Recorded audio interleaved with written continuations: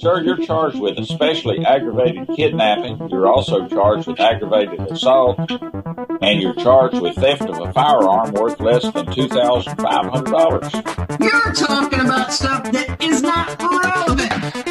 Hello and welcome to the Court of Public Opinion. I am the Recovery Addict, and boy do I have a case for you today. Why is the dog chewing on this guy? I think they have got the wrong guy there. Got the wrong guy. The dog was biting him. He roughened him up quite a bit. There's a lawsuit.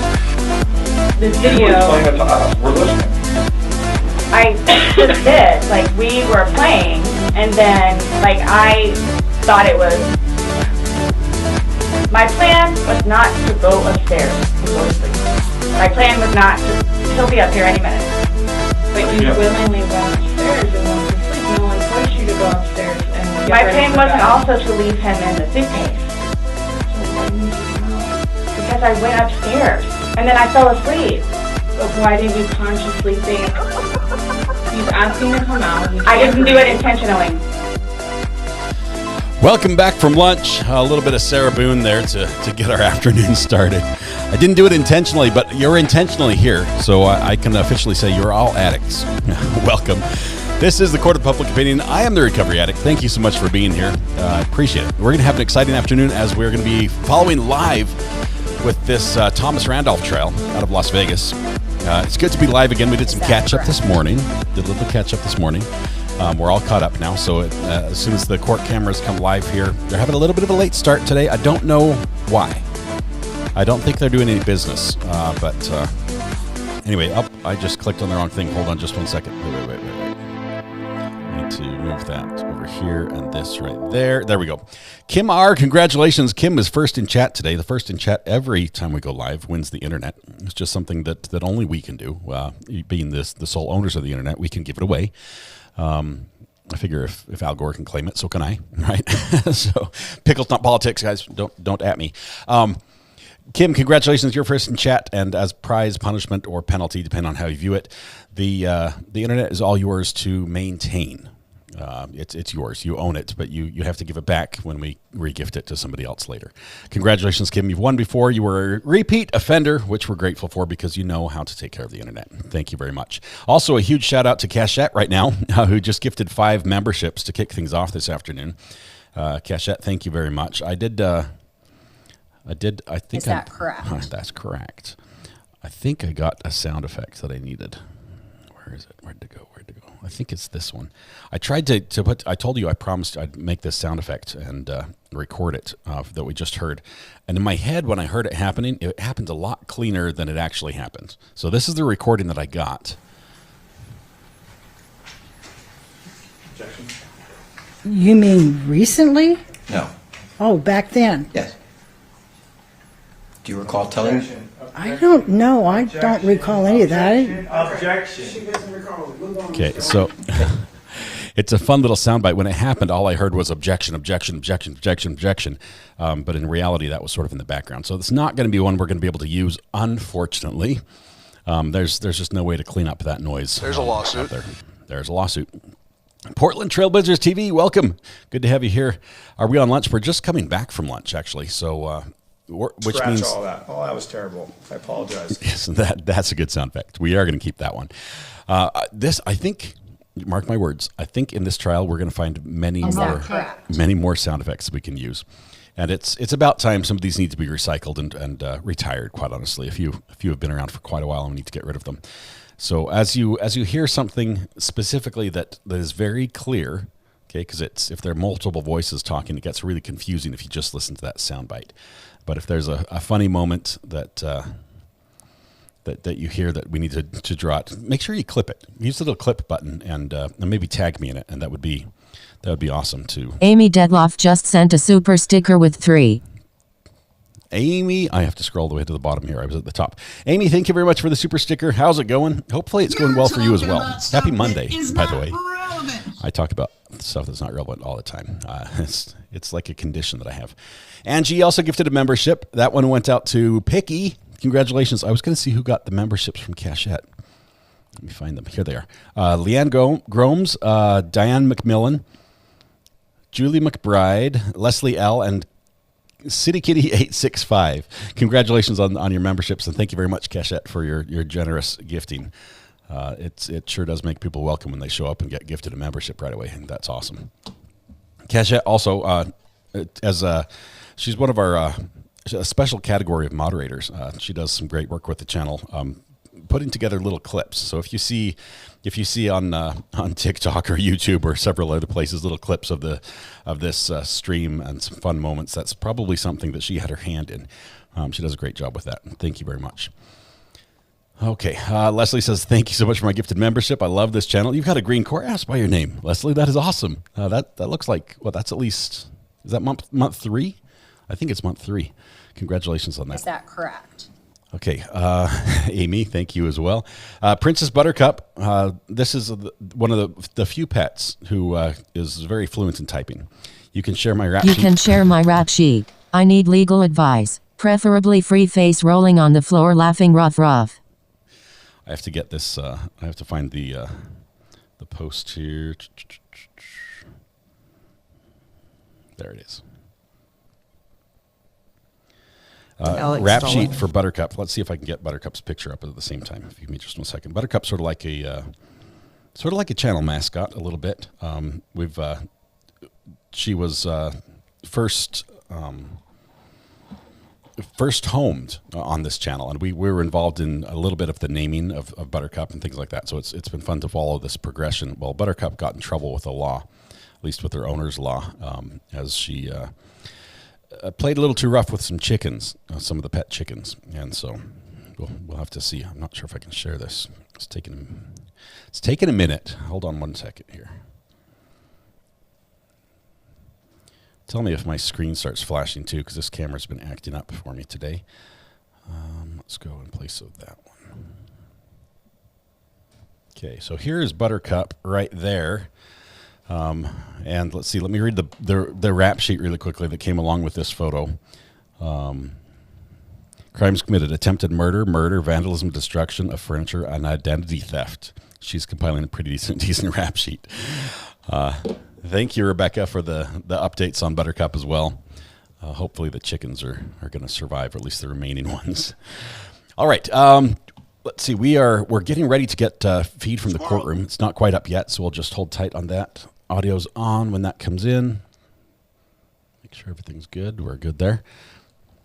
Let's see. Pass over the baton over to her from this morning's session. Thanks, Britta. I appreciate you. It's always good when there's a peaceful transfer of the internet from one owner to the next. It just makes things smoother for everybody else. Eva, welcome. Good to have you here. It wouldn't be the same without you. I'm excited for this afternoon as we start with Las Vegas's morning. I guess you can't really blame Las Vegas. They're up all night. It's no surprise that they start the day halfway through. It's after lunchtime here, and they're just barely getting up. A lot of talking. Yeah, DMB. Welcome. All right. Scratch all that. It was terrible. We still have the object soundbite from the Sovsit Miller dude. Did I not put that in? Red pen, did I forget that?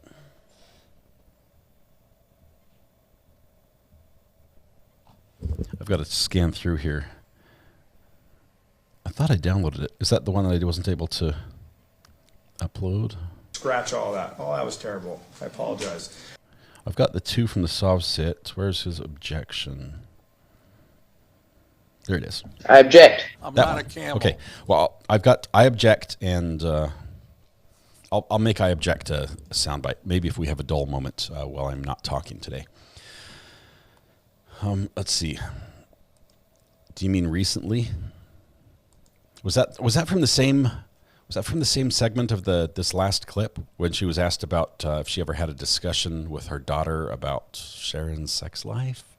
She's like, "Oh, you mean recently?" Like, there was the old times, but what about recently? That I did not clip that, but we can go back and get it. I saw somebody say that I'm a secret fan of, and then the screen updated. Subject matter jurisdiction. Let's see. How do I get a gifted membership? Karen, if you type, well, Cachette did right here. She typed !gifts. You go to this link.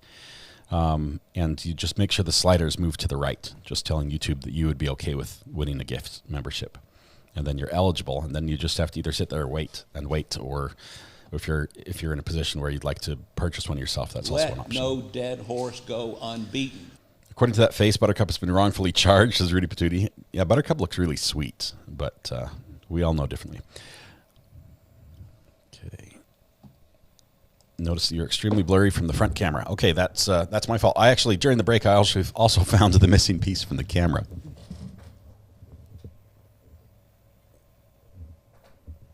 Okay, hang on. Where's that? Is that better? It's a little bit more clear. Let's go full screen so you can see. Be the true judge of how that looks. Is that a tiny bit better? While we're waiting, please consider checking out RC's merch store. Yes, sorry, spell check got that one. We do have some great merch up right now, as well as some new Recovery Addict gear and some more coming that's in the works. Spicy snacks. Somebody said they were a secret fan of something, and I lost the membership. Goatee's in sharp focus. Goatee is still here, to my great surprise, and I will tell you honestly why. We talk back and forth betwixt each other, and Mrs. R.A. sometimes gets on and answers questions about my goatee and whether or not she likes it.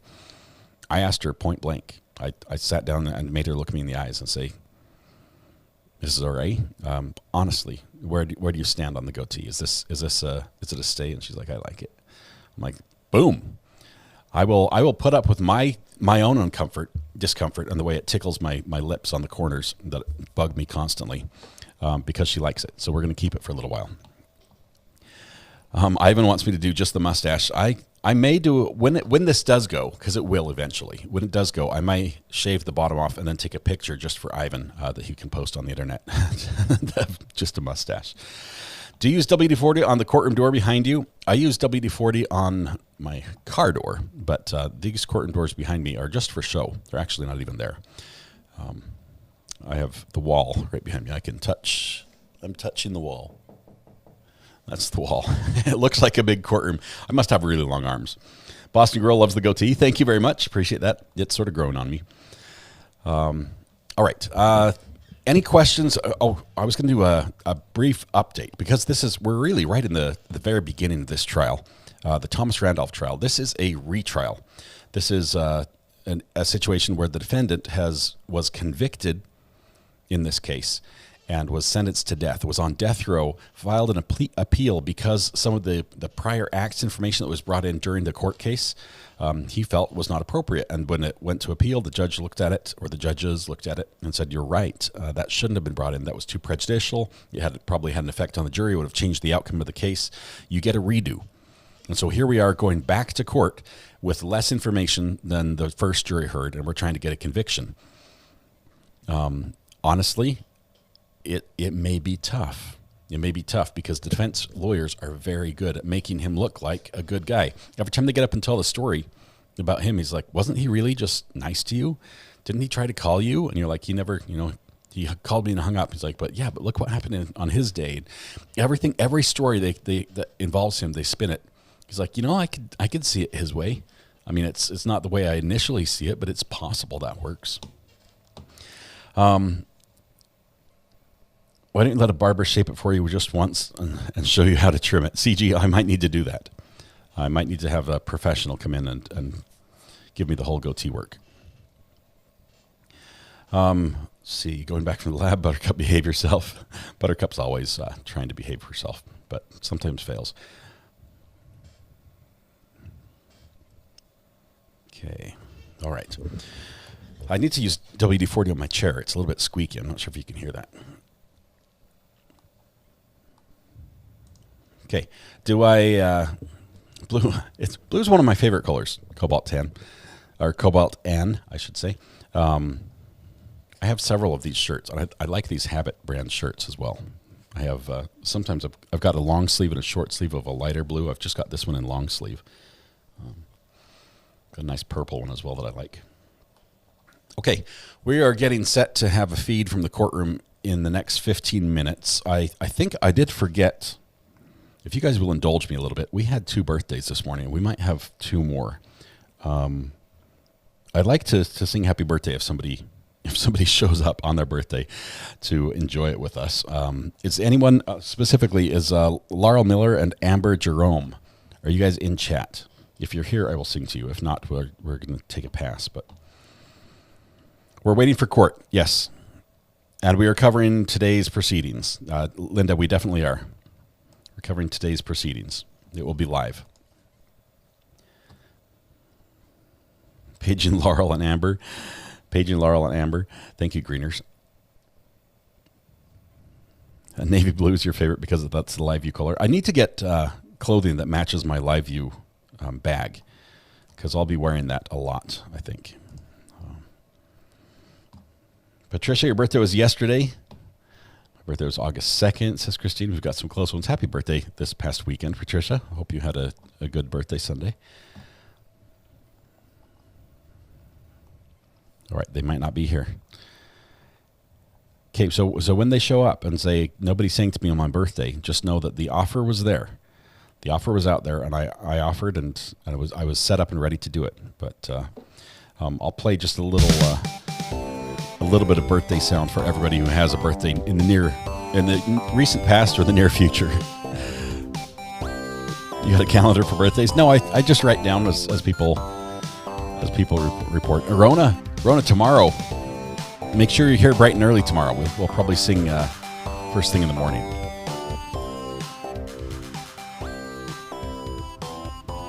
Okay. Junior Weather Watch's 14th birthday is tomorrow. All right. Awesome. Okay. We've celebrated the birthdays appropriately for people who are not here.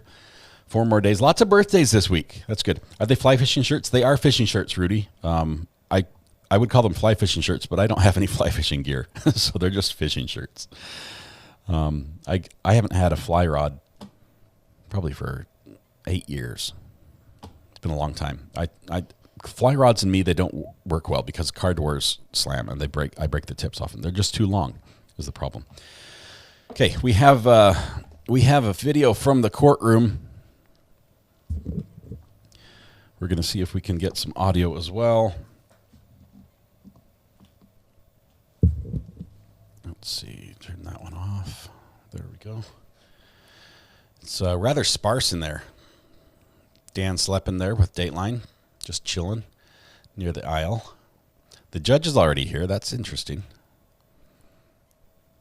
Missing a few court employees there as the bench is sort of bare. Lawyers wandering around like he owns the place, checking out the jury seats, checking out the view.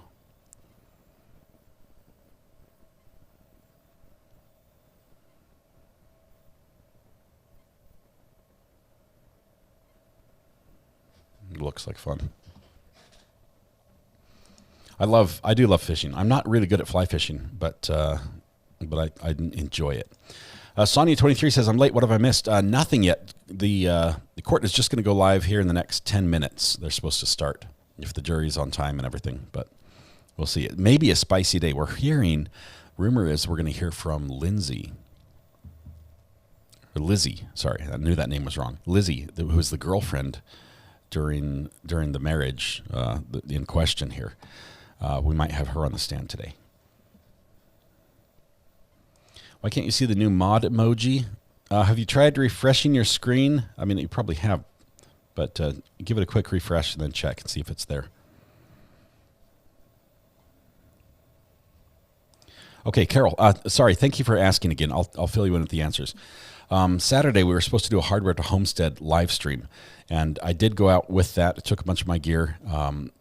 We were going to be at the hardware store, and we found out that one of the instructions for getting the hardware store access to live stream using this equipment had not been followed yet. And so there's a 24-hour timer, the delay that YouTube puts on it after you request access to live stream on a channel before you can actually live stream. So that delayed us for 24 hours. So we said, okay, we're going to go to the homestead instead. We're going to go out, film the cows, and start out there. We went out there, and there were foster children that legally cannot be shown in any video. We can't have their voice, we can't have their likeness, their image, and and because of the way that was set up and the families that were there, there were kids all over the place that we could not eliminate from the pictures because they were helping work the cows. It was branding day with this herd. They're doing the branding, they're doing the weighing. It was pretty neat, unique. They were moving the cows from one field to another, so we got a lot of video that way. But we were not able to live stream because of that legal issue that came up. So we're gonna work that out next time, and we'll get it fixed. Still, it's going to come. It's going to come. And there's a little bit of video. I think you can see they put a video of just one of the brands really quickly with the brand is Feet First Farms, which is a cool little name. One of those videos is out there as a short if you want to watch that. Let's see. Hot here in Georgia. Heat index of 104. Man, it is hot outside. I ran outside just briefly. How many victims did BW? Who's BW? Why can't I think of... Max, tell me the rest of this.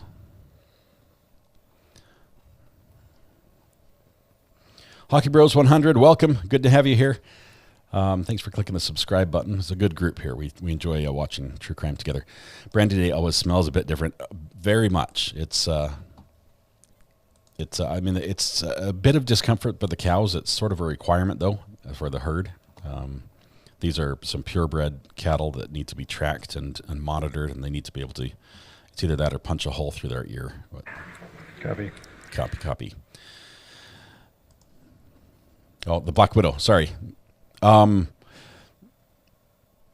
This is a great question. If I go back and ask, if I go back and review your question, Max, about the Thomas Randolph here, the Black Widower. None legally, and I say that because we have some. Let's see. Let me show you the chart first. Let's jump over here for just a second. So he's got 6 wives, right? And they're represented by these 6 couples here in the middle. I need to get that off the screen. Just one second. Wait for it. There we go. Okay, so the one all the way on the left, the first one is alive. The second one died of a single gunshot wound to the head, was ruled a suicide. Later he was prosecuted as a homicide. He was acquitted in that case. The jury let him off, and so you can't say that he did anything there, but it sure looks suspicious. Number 3, she ran away. Number 4, she died while she was alone with the defendant after a successful heart surgery. About 8 days later, he went in the room. 45 minutes later, she was dead. Number 5, she supposedly died of cancer. We don't know a lot about her. And number 6 is the one he's on trial for right now. So he has not been convicted of killing anyone at this point, other than the previous trial for number 6, where he was convicted there. But now it's been appealed, so we're having a new trial. So basically, is none is the correct answer. Let's see. To update that.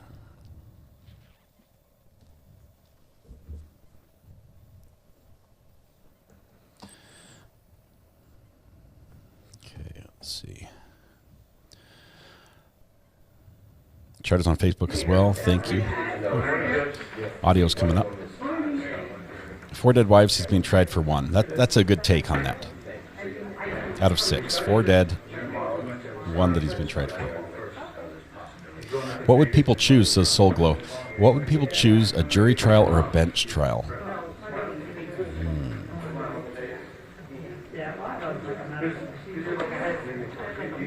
Well, I would only want a bench trial if the prosecution was really shady. Because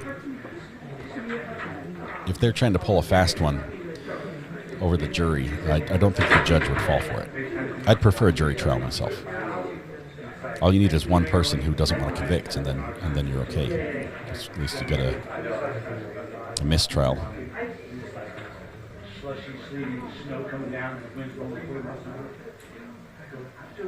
Thank you, NR. I worked long and hard on that chart. It's the best I can offer. The Robert Durst bathroom moment. Oh, that would be awful. Nobody's on wireless mics here, so that's not going to happen. Oh no, Laura. I'm so sorry. Thoughts and prayers go out for her. That is heartbreaking. I'm sorry.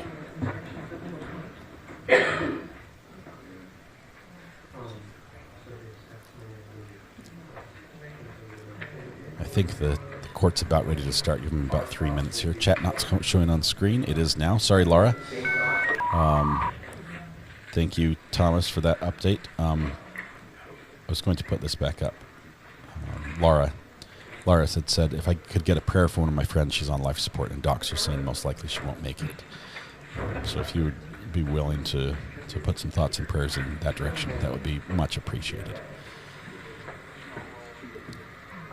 Let's see. Yeah, just being in here for like got to the that 5 a.m. She's only in her 30s. That is young, so young. I agree. Jury would be a choice for me as well.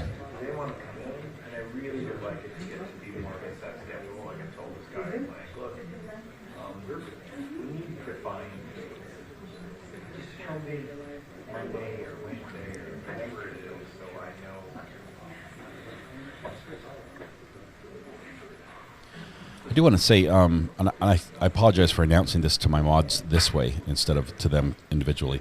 I think we're going to ease up on the restriction on the number of emojis in chat. We would ask that you don't just spam emojis, but sometimes a string of emojis just seems very appropriate. Just be mindful of the fact that that emojis make the chat scroll very quickly because of the amount of space they take. So it becomes hard for other people to read messages if you use too many of them. But like times like this, perfectly appropriate to throw some emojis up there. Very much appreciated. Sonia, 23, welcome to the gallery. Good to have you here. One of the perks of membership is you get to have reserved seating. So you can just type !seat and just move right up there to the front where we have reserved seats for everyone who's a member. And then there's nobody sitting in front of you. You get like an unobstructed view. There you go.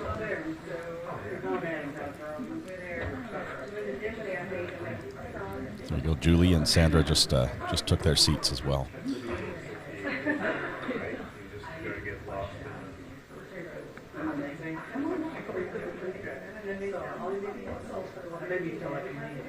That shell worked for my brother for murder. He was guilty, but sentencing was better.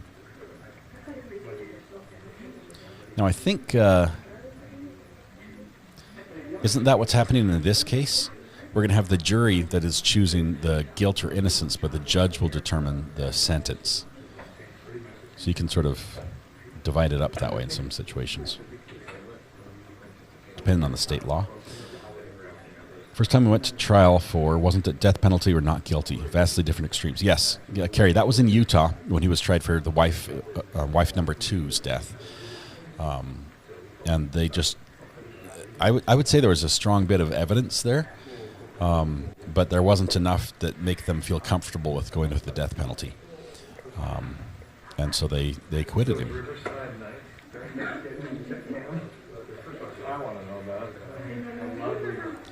Bench trial if you're innocent and have no background in the courts, otherwise a jury trial. I don't know. Whichever way you go, you're best served by having a good lawyer. Don't try to pull a sov sit or a pro se type thing.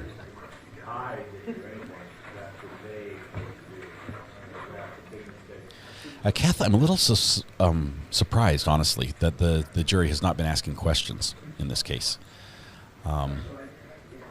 It's the sort of thing I have questions about. I mean, even if it's a question like, what was the movie you watched? That might be interesting. It might not be relevant, but it would be interesting. I have questions. I don't know why they're not asking them. I don't think the judge really took a lot of time explaining to the jury about the question process, but we know they are allowed to take notes and they can ask questions. So hopefully we'll get some eventually as this progresses. You're talking about stuff that is not relevant. I do that a little bit. Okay.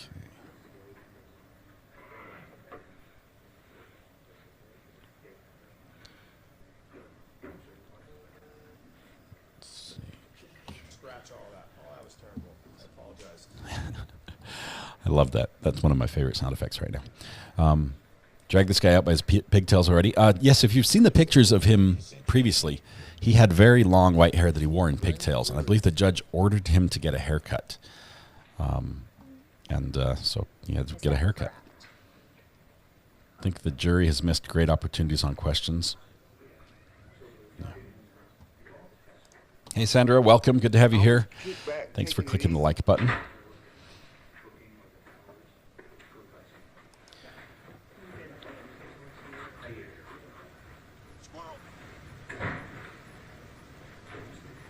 I'll see if I can grab a picture of him with pigtails. In just 1 second.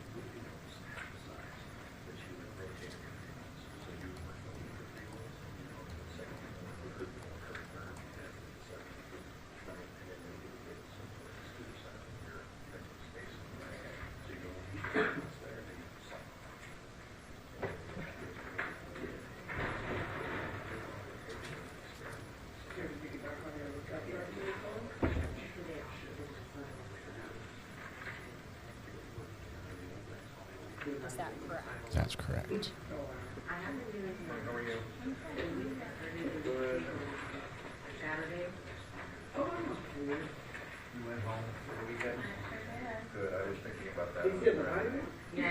Lots of hot mic moments here, but it's really boring stuff. Wish they'd have a little bit more meat to them.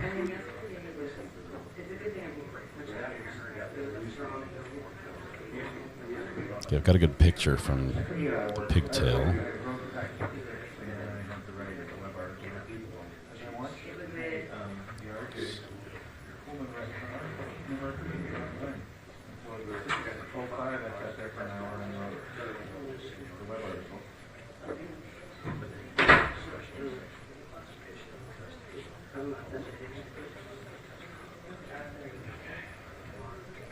I think the judge is here. We're going to start here.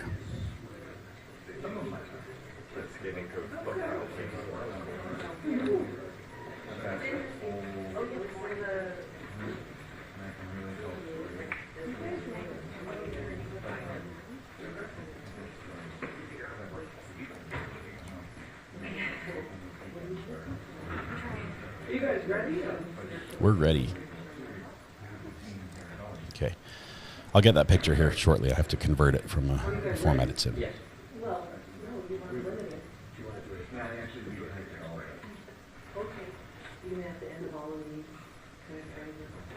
We're discussing the limiting instruction and the appropriate time to read it, but we haven't gotten to that. Okay, well, and I haven't known to talk to you guys about that, but based upon the case law, it needs to be included in the jury instructions. Yeah, I just didn't know if they wanted it contemporaneous, and they were suggesting maybe after the conclusion of these witnesses. You got like 2 more? No, I don't think that was. This won't be applicable. Is it applicable? And then, so 2 witnesses this morning, I think we can write it and say you have testimony from these witnesses. Okay. And just add their names. Toyo Toys. Okay. And then we'll do Can't that one verbatim brand my in the mods. final package of the jury. Yeah, all right. All right. Anything else we're going to do outside first, or are you ready for it? Yes, we're ready. All right. Adam's everybody good? Yes, sir. Well, I should probably confirm that. This is live, Tommy. This is live. We're just waiting for the defendant to walk through the door, and here he is with his bag of goodies. No white shirt today. It's in the blue. It looks like he switched at lunch. Or I guess it was lunchtime for us, but it was overnight for him. There's a little water right there. All right, for the jury. She'll be the first. Your Honor, she'll be the first.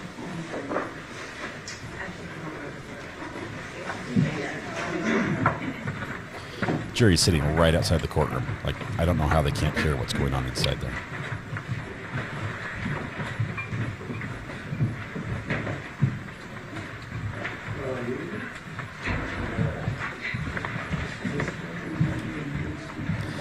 Lockie Kirksey, welcome. Good to have you here. You'll find you're amongst friends. Please be seated. Your Honor, the jury is all present in time for. Okay. We are back on the record at C-250966, $10 versus Thomas Randolph. I hope everyone had a great weekend. Welcome back. Mr. Randolph is present, his attorney, deputy district attorney on behalf of the state. Both parties stipulate to the presence of our jury. Yes, Your Honor. Yes, Your Honor. State your name, prepared to call your next witness. Yes, Your Honor. The state calls Antoinette Dean. Okay. Oh, Elmo's going to have to move. That is no bueno. You see Elmo completely blocking the judge there?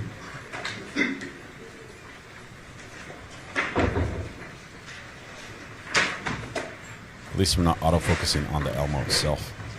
So we are live now out of Las Vegas. It's their morning, it's our afternoon. But this is happening as we speak. We'll be with them for half the day until they leave for lunch this afternoon. The judge always talks really fast. You've got to listen very carefully to her.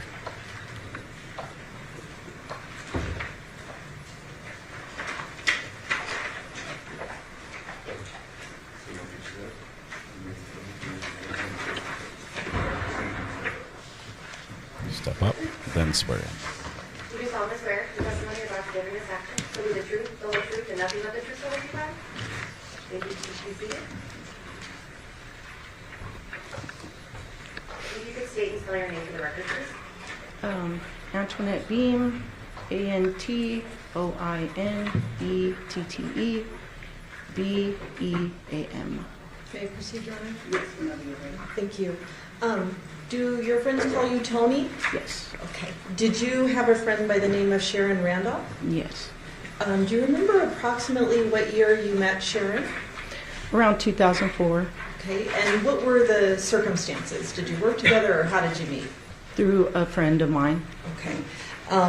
When you met her in 2004, was she living at her house on Rancho Santa Fe Drive? Yes. When you first met Sharon, did you guys go out and do things together, or did you talk to each other on the phone? What did you do? Well, at first, when I met her, she was actually dating a male friend of mine, so we didn't go out until after they stopped seeing each other. Okay, and then you two became friends? Yes. And what kinds of things would you do with her? That's interesting. Go, watch live bands, go to the casino, and just, talk on the phone a lot. Did Sharon like movies? Yes. I didn't go to movies with her. I'm not a big movie person, so... But yes, she did. Okay. In the time period of 2008, did you see each other day to day during that time period? We saw each other off and on. I worked. She was working too, so we didn't see too much, but we did a lot of phone talking most of the time. When you say you talked on the phone, are you talking about daily, multiple times a day, weekly? Oh, yes. Daily, more than once a day. We would talk sometimes, yeah. Okay. At some point, did Sharon introduce you to a man she was involved with by the name of Thomas Randolph? Yes. And do you see him in the courtroom today? Yes, I do. Could you point to him and describe what he's wearing today, please? Right there with the blue shirt. Your Honor, may the record reflect the witness has identified the defendant? Your record is over. Where were you when you met Mr. Randolph? Sharon and Mr. Randolph and I, we went to the Sand Dollar Lounge. Okay, so just sort of a night out? Yes. Okay. Did you ever see him or go over to their house for dinner once he was living at the Rancho Santa Fe house? Yes.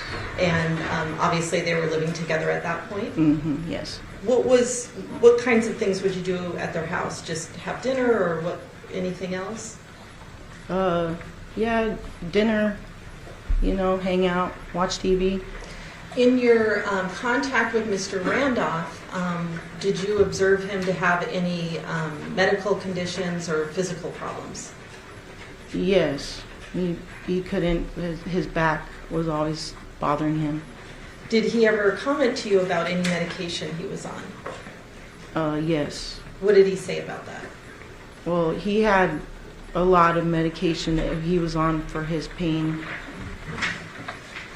Okay. And did he ever tell you he was a walking pharmacy? Yes, he did. That was when I first met him. Do you know how it was that Sharon met Mr. Randolph? Online, on a dating line, online dating thing. And in your conversations with Sharon, was it your impression that the relationship sort of progressed slowly or at a different speed? No, yeah, it went pretty fast, yeah. Do you remember her ever discussing earns or life insurance? Yes, that I called her one day and they were out and they were shopping for urns.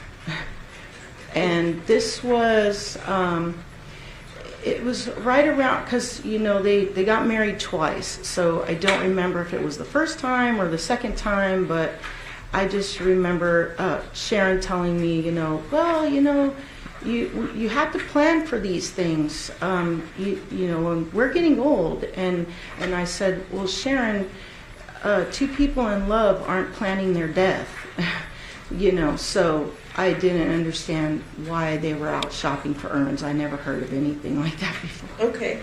Do you know of other activities that they did, like going boating or anything like that? Sharon liked to go bowling a lot, and I know she took her grandson. I'm not sure. Tommy might have gone too. I don't know if he was actually bowling. Okay. I don't remember, but yeah, she did like to go bowling. Are you aware of whether or not Mr. Randolph had a boat? Yes. Do you remember them doing that, going boating? Yes, they went out, they went boating, and they had some sort of a, where he was going too fast and knocked her into the boat. Yeah. Some sort of accident? Yeah. Do you remember them going on a cruise? Oh yeah, they went on a couple of cruises. Mm-hmm. Okay. How about like target shooting in the desert? Yep. Yes, they did that too. When you, I don't want to know what Sharon said, but when you heard about some of these activities, did you express any concern to Sharon? Yes. What did you tell Sharon? That I wasn't comfortable with her doing these things, and most likely it must have been because of how fast the relationship went. He was, you know, adamant about the life insurance, and then I think the last straw might have been the earns thing. I'm like, this all just doesn't make any sense. Like, you know. So you warned her? Yes. Do you remember whether or not Mr. Randolph was ever gone during holidays? Yes. Do you remember which holidays those were? Christmas and Valentine's Day. Okay.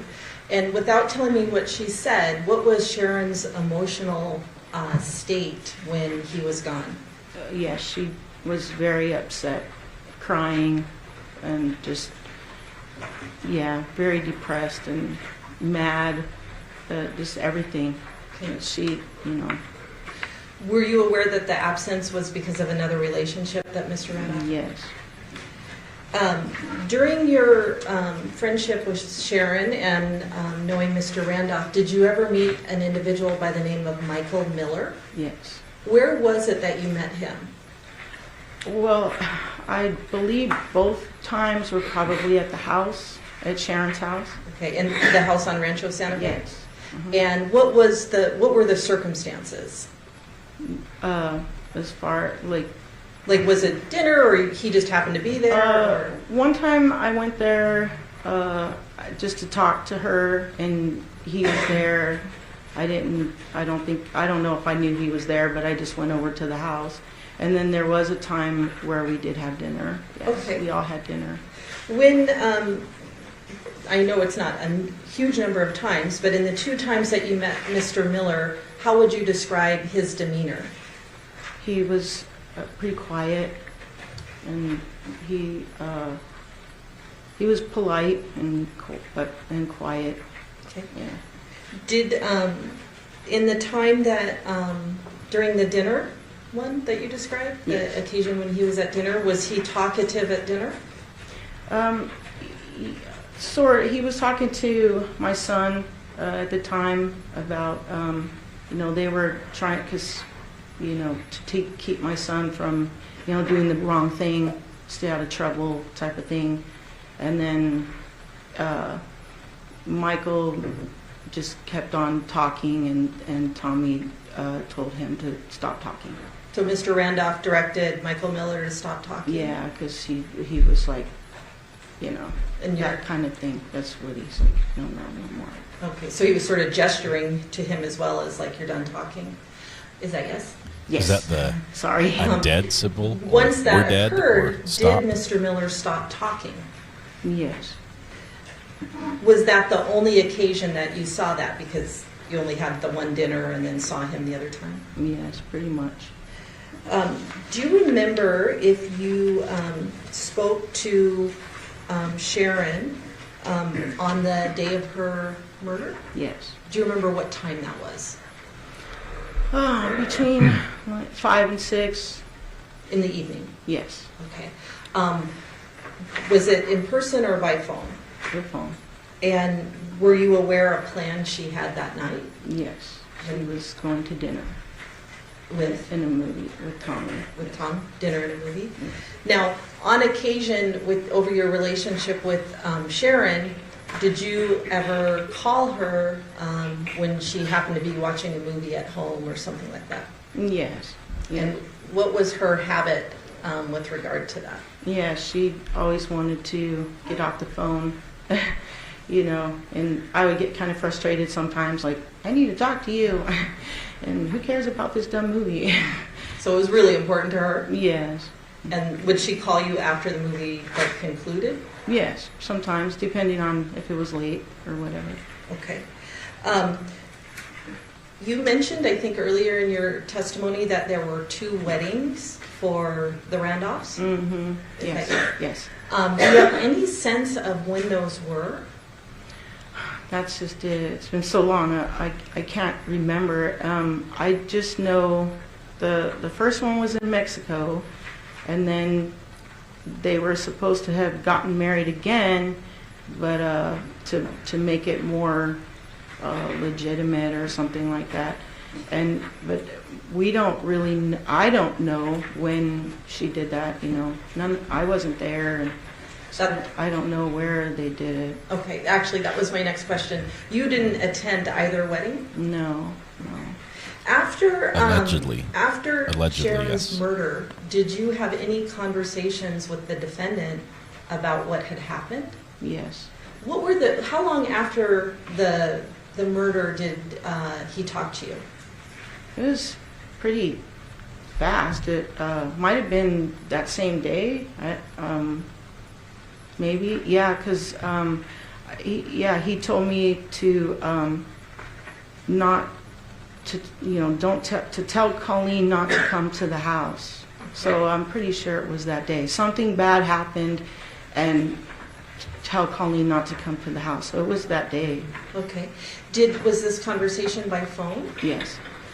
Did he indicate that he had shot somebody? Yes. Who did he indicate he had shot? Michael. Do you remember him ever commenting to you that Colleen was crazy? Yes. Was that in that conversation or later on? Yes. No, it was that conversation, yes. Okay. What did he say about Colleen? That she sees 2 psychiatrists and don't believe anything she says because she's crazy. Here comes some pictures. May I approach the witness, Your Honor? Yes. There's not a lot of physical evidence in this case. I think the biggest one is the physical evidence that goes against what the witness, the defendant, told the police. State's proposed 285, 286, and 287, and then one that's been admitted as 288. Okay. And I'm going to flip through these and just ask you if you I'll flip through all of them. Okay.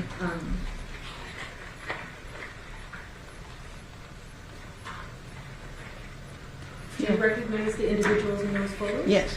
State moves to admit 285, 287. Any objection to 287? None whatsoever. All right, those will be admitted. I'm going to put what's been admitted as 285 on the overhead. Who are those individuals in that photo? Sharon and Tommy. Okay. You weren't there though when that happened? No. And this is 286. Appears to be another photo from that day. Sharon and Tommy.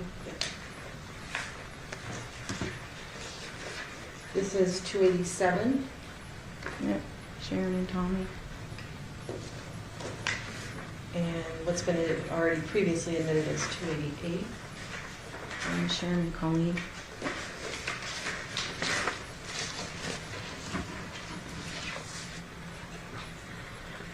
I'll pass the witness, Your Honor. Interesting. A short line of questioning. I'm not sure what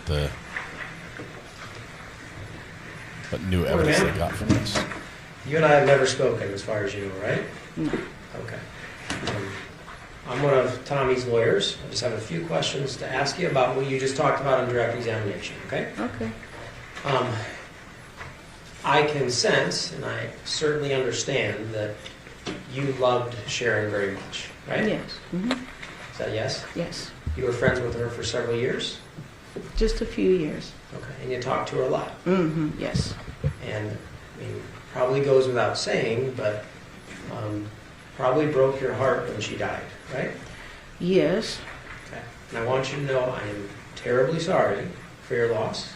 And I'm terribly sorry that Mike Miller killed your friend. Okay? Yes. Mm-hmm.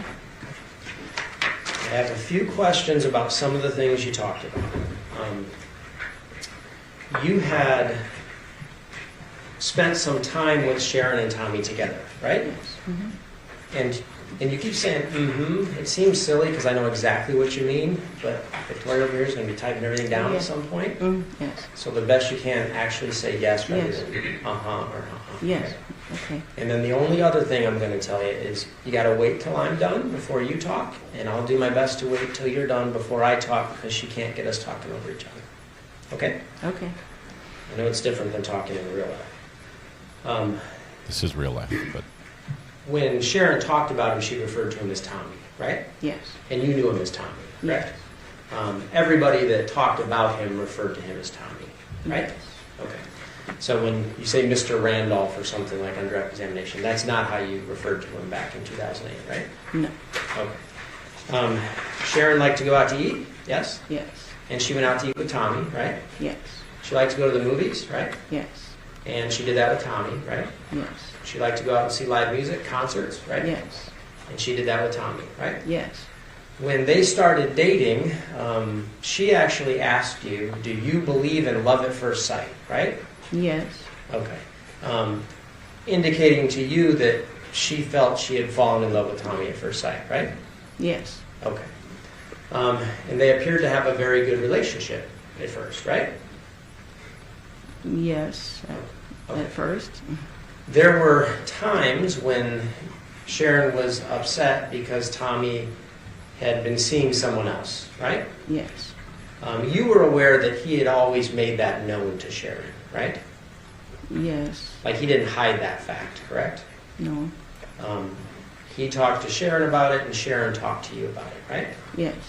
Did you ever talk to Tommy about it? No.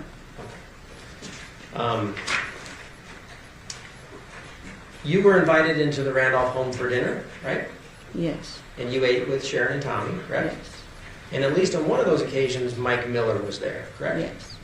You mentioned your son on direct examination. Do you remember that? Yes. Okay. You had a son that was in his adolescent, teenage years at the time, right? Yes. And you had some concerns that he would be getting into some trouble, didn't you? Yes. And you actually asked Tommy and Mike to talk to him about that, right? Yes. And they did that for you, correct? Well, somehow the conversation came up. I don't know exactly. I just know that they were talking to him and I didn't mind it. I didn't deliberately, I'm sure I didn't say, hey, can you just talk to him about this? Somehow it came up. Okay. You bring it back to my question. You had indicated a moment ago that you actually talked to Tommy and Mike about speaking to your son, right? I didn't talk to them to tell them to talk to him. Somehow the conversation came up, and when they were talking, I didn't mind. Okay. Tommy was involved in that conversation, yes? Yes. And that was a conversation involving you, your son, about him staying out of trouble, right? Yes. And you were appreciative of that at the time, right? Yes. Okay. You indicated that you talked to Sharon the day that she died. Do you remember that? Yes. Okay.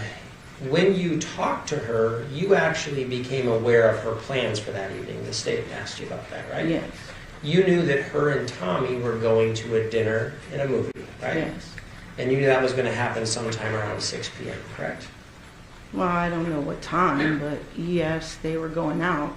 She talked to you about what they were going to do that night, right? Yes. And she actually talked to you about what had happened earlier that day, right? I guess what happened earlier that day. Yeah, like for instance, you knew that Tommy had been to the bank, right? Yes. And that he had withdrawn a large amount of money from one bank, right? Yes. And that he was going to put that in another bank, right? Objection, hearsay. It has to do with the existing state of mind of the person she was talking to on the telephone about their plans for that day and where he was at the time. Objection, hearsay, and foundation. No, remember you will she can testify about Sharon's state of mind. Wow. You were talking to Sharon on the phone, right?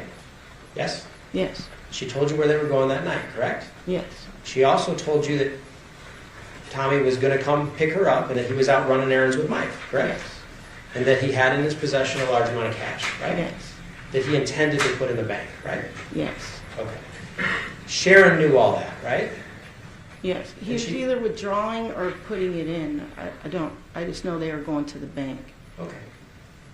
You remember you talked to a detective by the name of Dino Kelly on the 13th of May of 2008. Remember that? Yes. Mm-hmm. Yes? Yes. And you know that statement was recorded, correct? Yes. And you've had an opportunity to read that, right? Yes. And you would agree with me, having had an opportunity to read that, you know you told Dino Kelly back in May of 2008 that he was going to put a large amount of money in the bank, right? Yes. Because Sharon had told you that, correct? Yes. And just to be clear, you knew that Tommy was with Michael that day before they were going to dinner, right? Yes.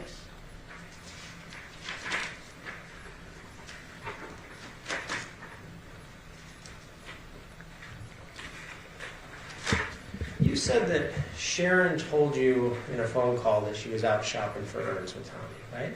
Yes. And you thought that was weird, right? Yes. You'd agree with me when Sharon told that to you, Sharon didn't think that was weird, correct? Nope. She thought that was just something that she was doing, right? Yep. And she did a lot of things in her life that maybe you wouldn't do. Agreed? Yeah, I suppose so. She's a different person than you, right? Mm-hmm. Yes? Yes.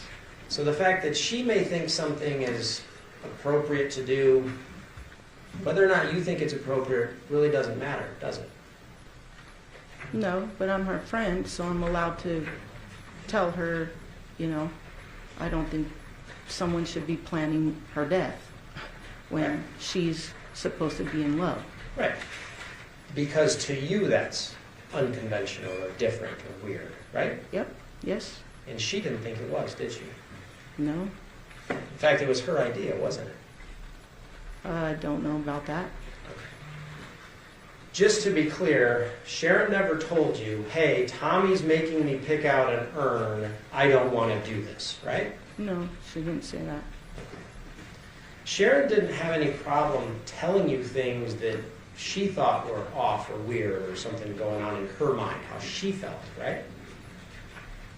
Say that again? Did Sharon have any problem telling you when something was going on in her mind? No. Did she tell you how she was feeling? Yes. Okay. Defense is allowed to lead. Prosecution should not, though. You said you talked to Sharon on the phone daily, right? Yes. Sometimes several times a day, right? Yes.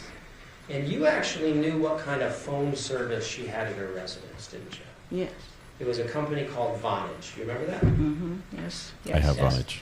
And sometimes when you talk to Sharon on the phone, the call would just drop, right? Yes. And that happened several times, correct? Yes. That was a thing that you knew from talking to her, that the phone, the Vonage service in her house, would often go out, right? Yes. That's what I meant. And when it went out for During a this period one. of time, you couldn't connect with her, right? Well, we would get on, she'd call me on her cell phone. Right. When the Vonage service went out, you sometimes would try to call her back, right? Yes. And you couldn't get her, right? Right. Because the Vonage service was out, correct? Yes. And so then to communicate, you would have to transfer to a cell phone, right? Yes. And that was a relatively normal thing in your relationship with Sharon, correct? Yes, but I would try not to call her on that. I would only call her on there if I'd call her phone and she didn't answer the cell phone, and if I really wanted to talk to her, I'd call the home phone. So is it your testimony that the majority of your calls were on the cell phone? Yes. Because the Vonage service was that unreliable? Yes.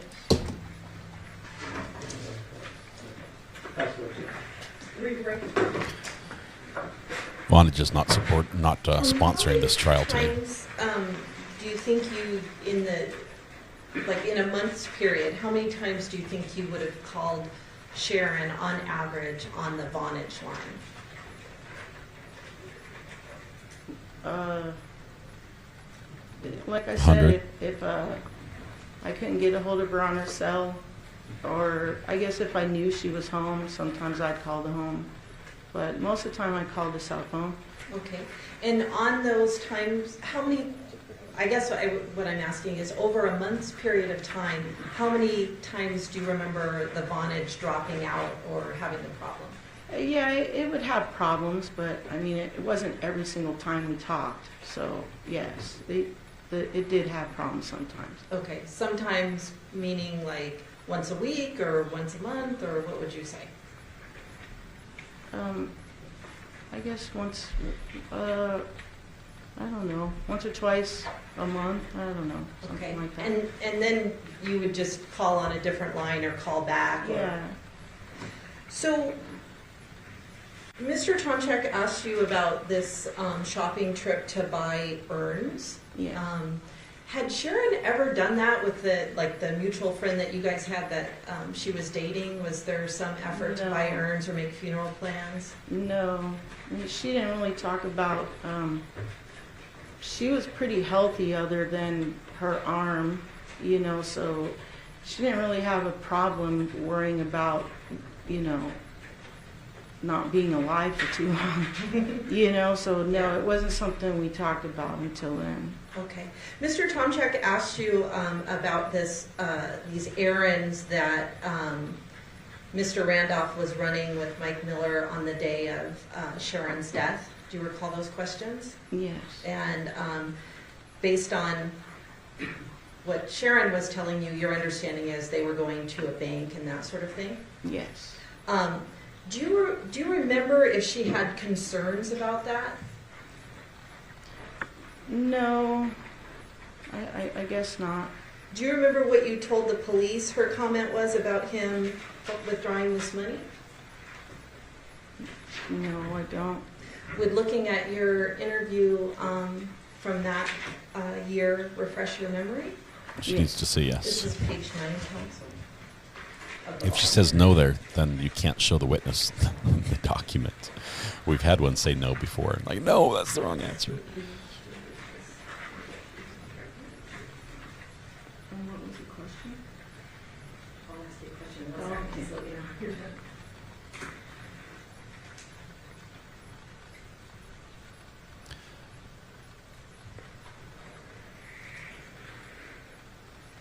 I feel like the defense is doing a much more polished presentation on the cross Having looked at than your direct. interview, which was on May the 13th Prosecution. of 2008, does that refresh your recollection as to whether or not she was concerned about this money being withdrawn?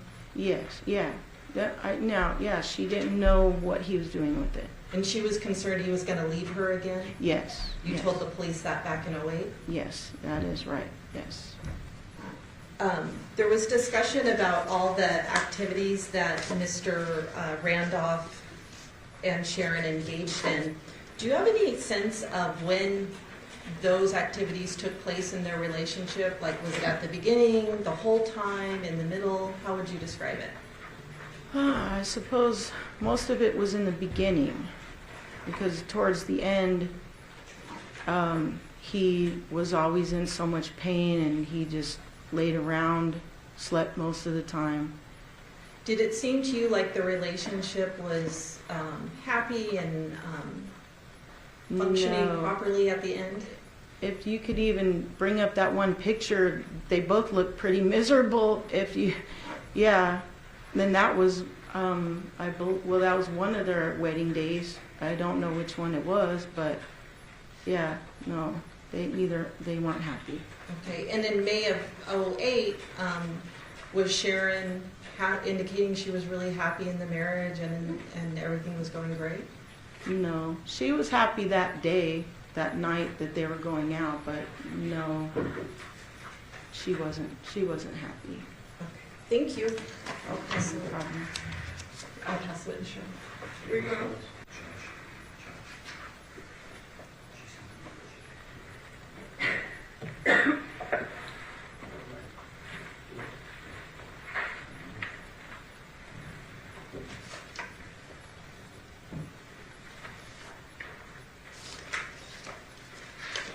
Did you pick which photos the state was going to show you?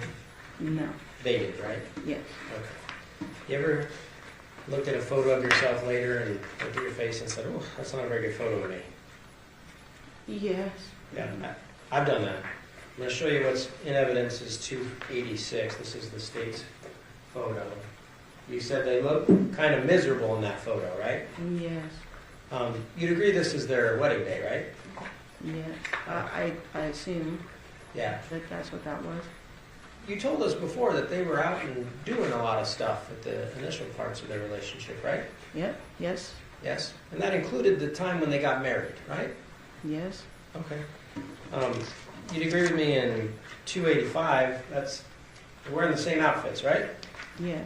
They don't look too unhappy there, do they?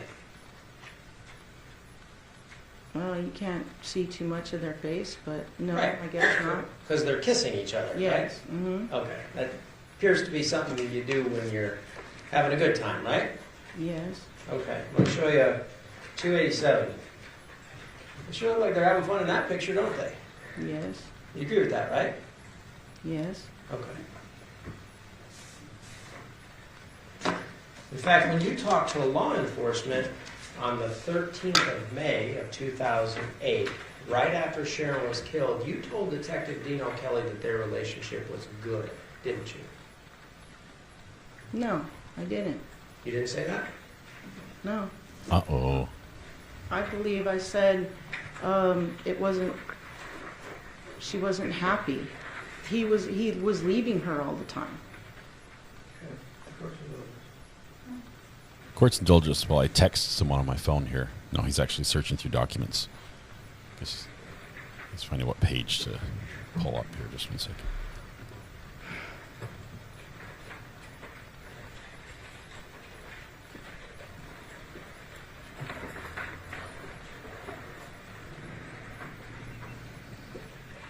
I think I fixed the GoPro. I was having problems earlier today. Get that blurry one changed out.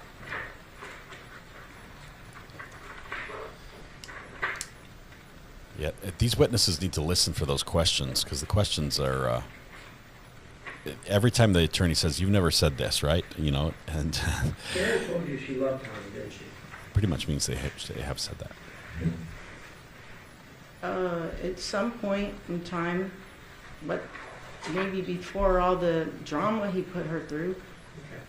When you talk about all the drama that he put her through, you're talking about looking back at a relationship 15 years ago, aren't you? No. You're not? I don't know what you mean. Well, she died in 2008, right? Yes. Okay.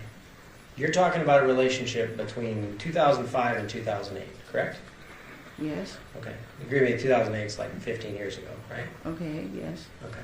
You'd agree with me that you don't like Tommy Randolph, do you? No. Yes, I do agree with you. No, I don't like him. Right. And Yes, you I agree. No, I and don't like him. Some of Sharon's other friends have been standing out in the hallway last Friday and today, right? Yes? Yes. Ooh. Talking about how you don't like Tommy Randolph, right? And other things, but yes, I'm sure that came up. Right. And you want justice for your friend, right? Yes.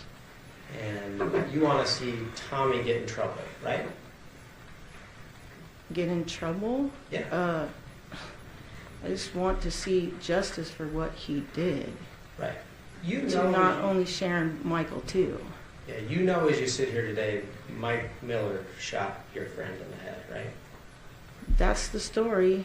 We're still not sure if what happened. None of us were there, so. Right, that's precisely my point. You weren't there, right? No. But you're here, yes? Yes. And you agree with me you don't like Tommy, right? Yes. Pass the motion. Any problem with working? So you were just asked by Mr. Tomchak about, I think you said all the drama in the relationship. What did you mean by that? Like I said, him leaving, he left quite a few times, and he would bring his stuff in and then take all his stuff out. He had, he would get, people from like Home Depot, stuff like that, to come move his things out. And then, she would lose things, and then all of a sudden, mysteriously, he found it, and look, it was here the whole time, dummy, and, just the way he talked to her, and, and treated her. So let me Christmas and Valentine's Day, you go to California to be with someone else. I mean, Did you feel he was disrespectful to Sharon? Yes. And did you feel that the relationship was not healthy for her emotionally? Yes, it was definitely not healthy for her. And as her friend, you were concerned about all kinds of things? Yes. Thank you.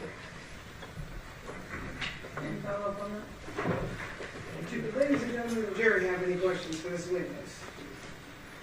Okay, seeing no response, ma'am, excuse. Thank you very much for your testimony here today. You too. Thank you so much, too. Is that 4 or 5 witnesses, and the jury has not asked a single question? Alice Wolf. Okay, the next witness is Alice Wolf.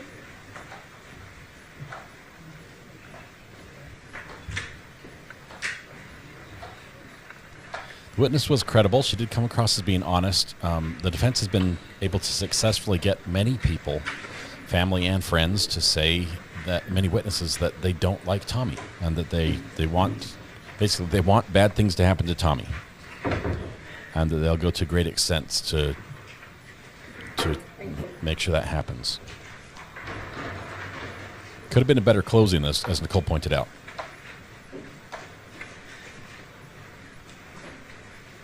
Who's this they've called?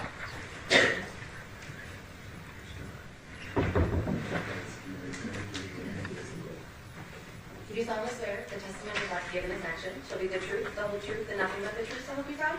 I do. Thank you. Please be seated. If you could state and spell your name for the record, please. My name is Alice Wolf. Alice ALICEWOLFE. Whenever you're ready, sir. Thank you, Your Honor. Ms. Wolf, were you friends with Sharon Randolph? Yes, I was. How did you two meet? I met her at the hair shop when she came there to work. And were you also working there? Yes. And what hair shop was it? The hair shop. What was the name of it? The hair shop. shop. The hair shop. Okay. Sorry, I'm not picking up I on told that. you already. And do you remember approximately what year this was? It was in the early 90s, 1990s. Okay. Did there come a point when she didn't work there anymore? Yes. And maybe she worked somewhere else? Yes. Did you still maintain your friendship with Sharon? Yes, I did. During sort of the period of January through May of 2008, how frequently were you talking to Sharon? What was the dates again? The last 6 months of her life. How often would you say you had talked? Oh my goodness. Maybe 2-3 times a day. Okay, so quite a bit. A lot, yes. Usually by phone? Yes. Did Person you, as well. Did you guys go out and do things together? Yes, we socially? did. What types of things did you do with Sharon? We'd go shopping, we'd go to the movies, we'd go to lunch. Okay. Did, because of the time frame you're giving us, you knew her before she met Thomas Randolph? Yes. At some point you're aware that she met him? Yes. And did she, without telling me what she said, but she let you know she was involved in a new relationship? Yes, she told me. And were you two still working together at that time? No, I don't believe so. She was kind of like coming in and out of the shop. So she could have been working elsewhere? You know, I really don't remember that, but... Do you remember discussing... Yes, she was. She was working somewhere else. Yeah. Oh, okay. Do you remember her talking about things that they did as a couple, that sort of thing? She only said that she had met him, Mr. Randolph, and that they had gone to a concert. Okay. Did you feel like the relationship was moving fast? Yes. Okay. Yes. And would that have been based on conversations that you had with her about the relationship? I suppose, yeah. Okay. Do you remember ever meeting, or well, do you remember the first time you met Mr. Randolph? Yes, I do. Where was it? It was at the hair shop. It was on a Sunday. And do you remember the year or anything like that? It had to have been like 2000, maybe 4 or 5. I don't know. 2004 or 5? Mm-hmm. And it was at the hair shop, you said? Yes. Okay. What were the circumstances? Why was he there? Well, she called me and said, can you come to the shop? And I said, I never went there on Sunday, but she would go there now and again just to do a client that, you know, and I guess she was going to give him a permanent. Okay. And she had said that she had met this man, this guy, and that she wanted me to meet him. I said, oh, I can run by. So did you go to the hair shop? Yes, I did. And do you remember interacting with him, or how would you describe what happened?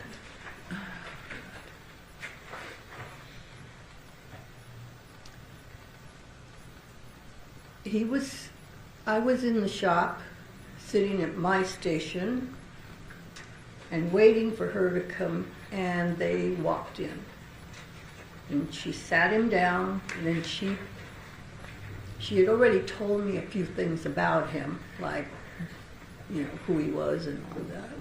And then she went in the back to prepare the rods or whatever she was going to use for his hair.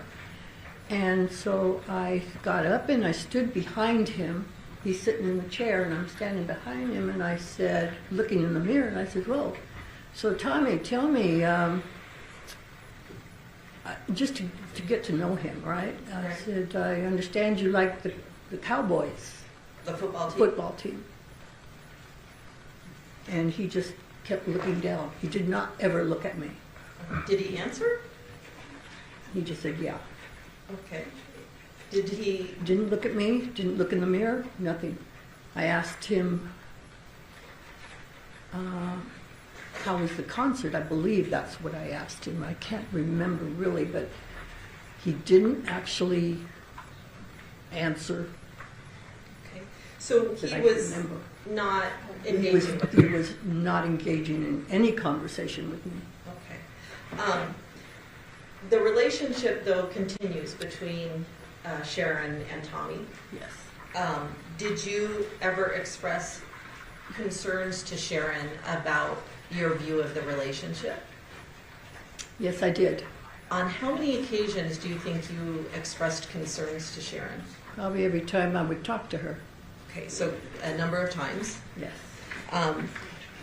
And she kept seeing him? Yes. At some point in time, does she ask you to go with her to make a will? Yes. Do you remember what year that was? I cannot remember the year. Okay. Were you a witness on the will? Yes. May I approach Ronnie? Yes.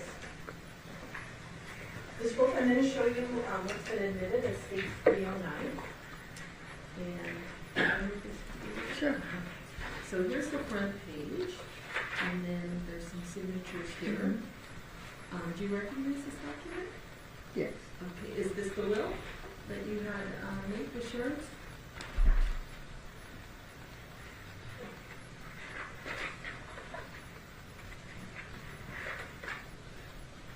Looks pretty much like it, yes. So I'm going to put this on the overhead.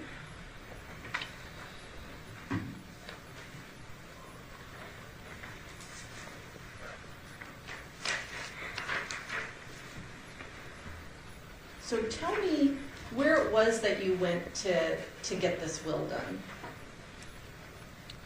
Well, I met her in the parking lot of the hair shop. Okay. And then I got in her car, and she drove me, I believe it was on Rainbow. It was like a postal service, okay. I believe. And they had a notary there. And that's what she needed. She needed to have a notarized the will. Okay, and so this was like a pre-printed document that she got at like one of those post office businesses? Well, I don't think she picked it up there. I don't know if she already had it, but I remember that we were standing on a table, at a stand-up table type, and she was like writing this out. Okay. And is this her writing, like she would have filled it all out? I mean, you didn't fill it out for her. I did not fill it out. Okay. This is hers. Okay. And so there's some property described and some bank accounts described and jewelry. Yes. And then she leaves everything to my only child, Colleen Byer. Yes. Do you know Colleen Byer to be her daughter? Yes, I do.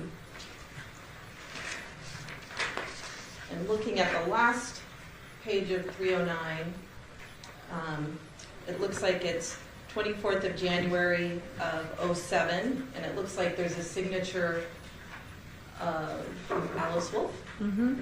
and then Floyd Wolf. Right. Who is Floyd Wolf? My husband. Okay.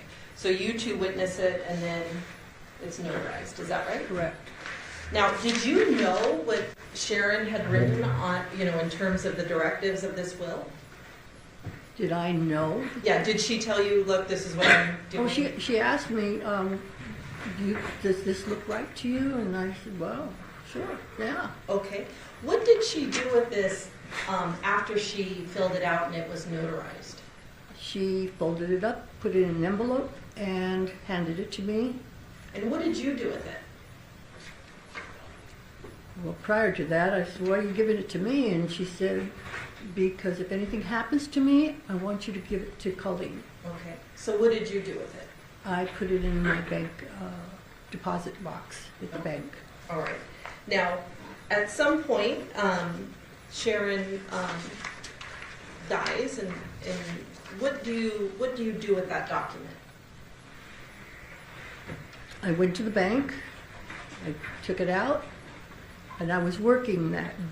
I had to work. I think that was I believe it was on a Friday.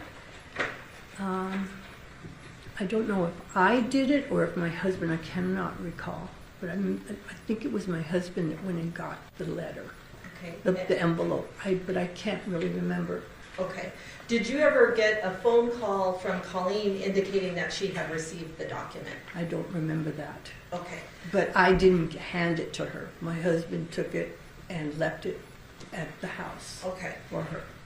And you probably don't, because it wasn't you probably don't remember when that was done in relation to her death. It was like immediately. Oh, shortly after her death? Mm-hmm. Is that yes? Yes, okay. yes. Just prior to her death, did you know whether or not she was out of state, like in Utah? Yes. Where were you in Las Vegas at that time? No, I was in San Diego. Okay. And do you just happen to have a residence in San Diego? Yes, I do. And actually, while we're on that, on occasion, did you let Sharon stay in that residence as like a little vacation? Yes, I did. After Sharon was killed, do you remember if you ever spoke to Mr. Randolph? Yes, I did. How soon after her death? I believe she was murdered on a Thursday night. Friday morning. No, wait a minute. I think it was a Wednesday, and then I was returning back from San Diego, so it had to have been like a Thursday. I get a phone call Thursday afternoon, and it was Tommy. And what did he tell you? He said,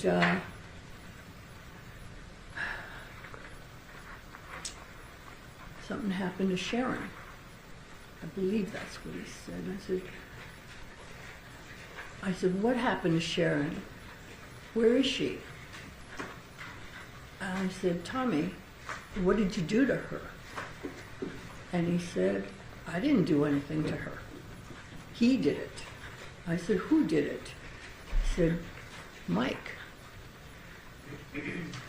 But he was very, very calm when he told me this. He was... Did you know who Mike was? Yes, I did. You knew, and what was your understanding as to who he was? He was a handyman that he had found as a friend. Thanks, unique detail. From some convenience store, is what she told me. Okay. You were aware that Sharon actually was married to Mr. Randolph? Yes. Did you attend either wedding? No. From talking to Sharon, I now want to focus on the time period of 2008. Was it your impression that during that time period the marriage was going well, poorly? How would you characterize it right at the end? Very bad. Thank you. I'll pass the witness. Cross. Here we go.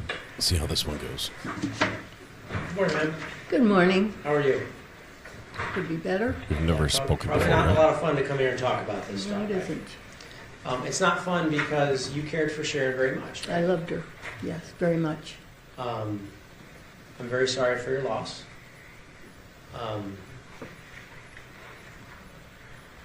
She seemed like a lot of fun. Would you agree with that? Sharon is a big-hearted, loving, fun person. Yes. Okay. And I didn't know her, but that seems to be what everybody says about her. Knowing her, you'd agree with that assessment of her, right? Absolutely, yes. Okay. And you know that she married Tommy, right? Yes, I found out, yes.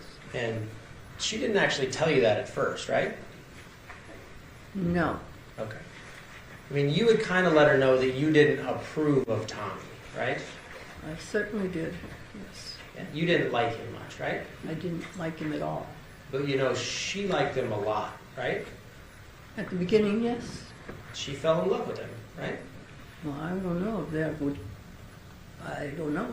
She would never tell me that she was in love. She never told you she was in love? No.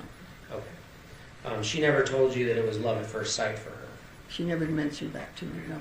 Would it surprise you that she told other people that? Would it surprise me? Yeah. I don't know if it would surprise me or not. Okay. I just had my own impression and I told her what I thought. So let's talk about your impression. You told us that the first time you met Tommy was at a Sunday at the beauty shop, right? Yes. And she had actually brought him in on the weekend to do something with his hair, right? Yes. Tommy always had, in the entire time you knew him, real long hair, right? Yeah. And they went to rock concerts together, right? Mm-hmm. Yes. Yes. And you knew they enjoyed that together, right? Oh, yes. Yeah. In fact, Sharon came back after one of these rock concerts and she was just over the moon. She had fallen for Tommy. That's your words, right? I believe so. Yeah. First time, yes. Okay. This first time you met him, when you were in the shop on a Sunday, Sharon was there and Tommy was there, right? Mm-hmm. Yes? Yes. She was going to do a particular thing to his hair, right? Correct. And she was going to give him a perm, right? Correct. Okay. I've never had a perm, believe it or not. But what I've seen is there's a process where you put rods in the hair and you kind of curl it up and you put it under this apparatus, right? Well, you put the solution on and just sit there. Okay. You don't put it under anything. Before the solution's put on, she actually washes his hair, right? I believe so. Okay. Sure. You knew that Tommy was hard of hearing, right? I didn't know that. I don't. Did you know that he wore hearing aids? I did not know. Okay, so Sharon didn't tell you he was hard of hearing and wore hearing aids, right? No. Did you ever wash anybody's hair in the beauty shop? Absolutely, yes. Ever wash anybody's hair that had hearing aids? Yes. They ever take them out first? Yes. It's pretty normal, right? Pretty much. Wow. For people that wear hearing aids and take them out to get their hair washed, might be hard for them to hear, right? If they take them out, Yes. well, I guess so. Yeah. Right. Depends on your hearing. Yeah, so let's say you're hearing at a 2 out of 10, just to work with a hypothetical number. Your hearing aids come out, that's all you can hear. That would be difficult to communicate with someone, right? Yes. I suppose, yeah. Did you ever have any of those people in all the times that you took out their hearing aids and washed their hair where you couldn't talk to them because they couldn't hear you? Never. Never? Not that I can say. Okay. Not when I'm right on them, on top of them. Okay. Would it strike you as unusual if someone was embarrassed about their hearing if they just kind of sat there quietly rather than trying to engage in conversation when they couldn't hear something? I don't think they'd be embarrassed. Okay. You wouldn't be, right? No. Can you accept the fact that maybe other people... There's a possibility, yes. Sure.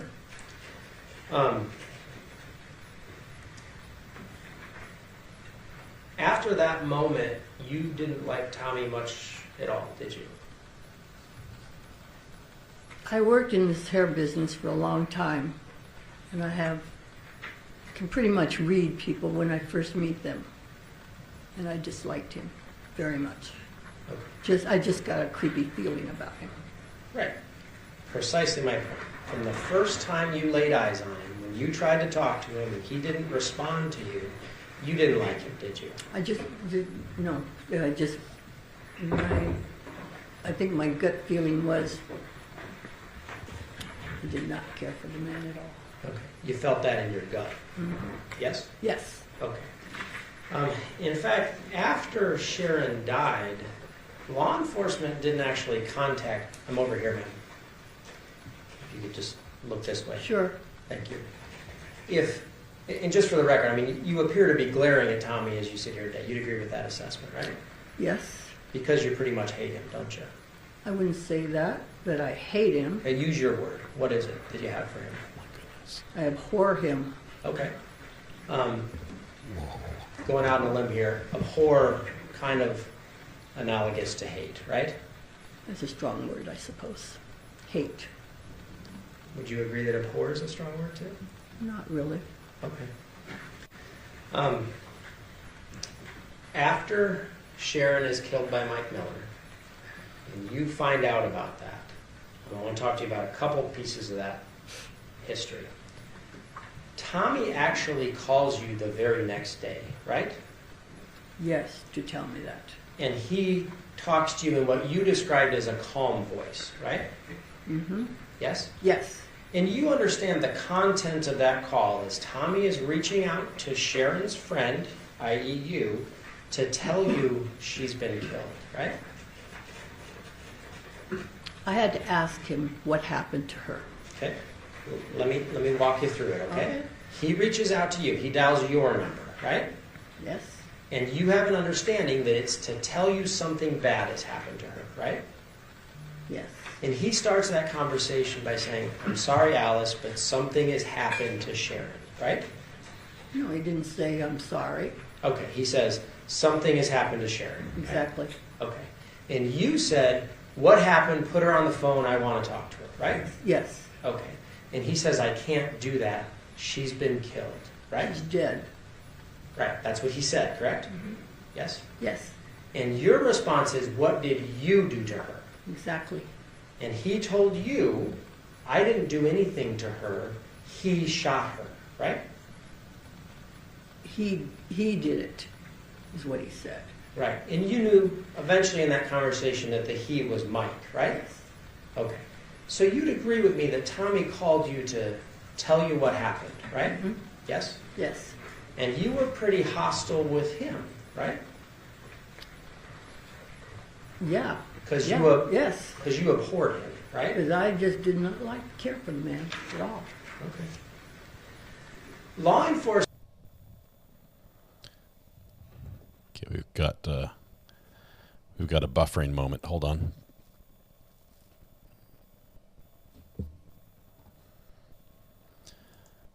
This witness is doing a great job.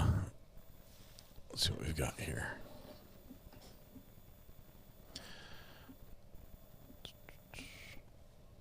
Yeah, no. Everyone says, Kim R, she's on it. She's trying to get this fixed.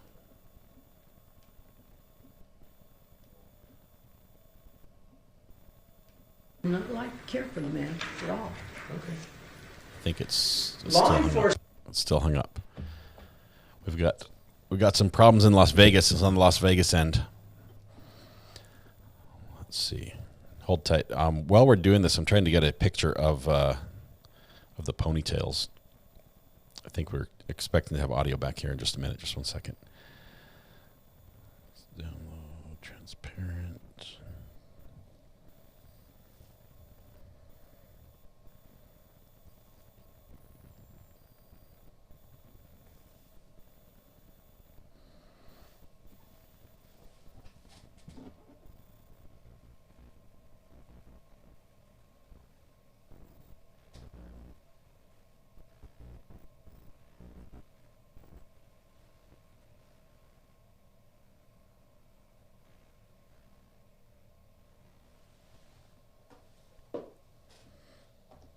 I just did not care for the man at all.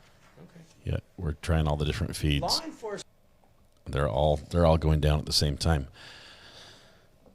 Give me a minute here. Hopefully we'll get some sound back here.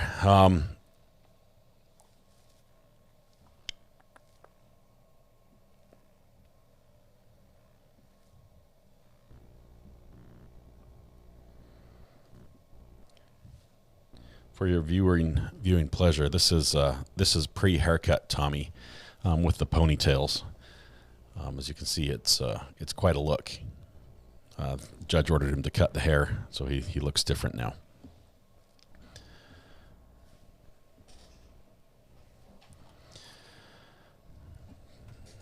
Okay, the feed is not coming back up. Let's see.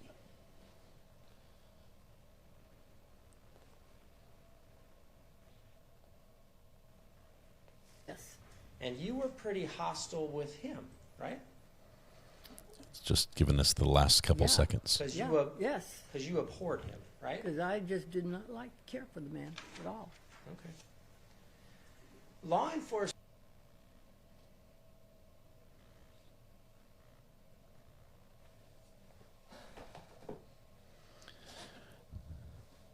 This is on the Las Vegas side. We're trying to get this fixed.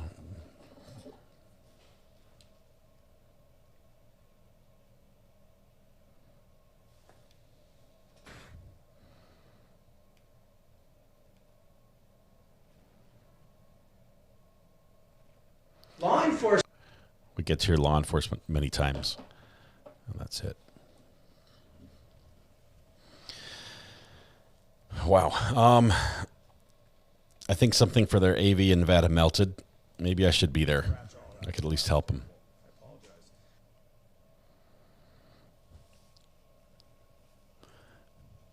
Yeah, everyone's buffering. The feed from the courtroom has dropped, so everybody's feed is down.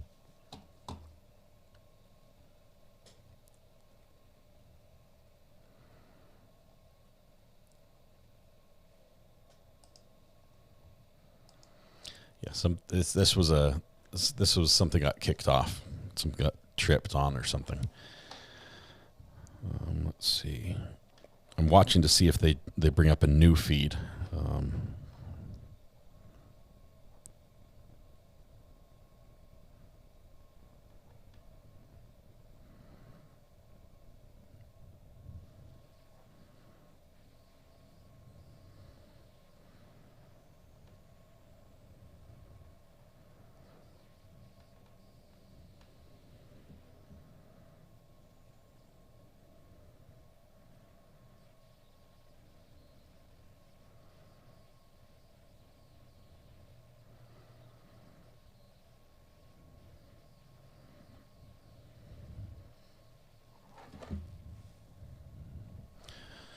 Okay, does anybody...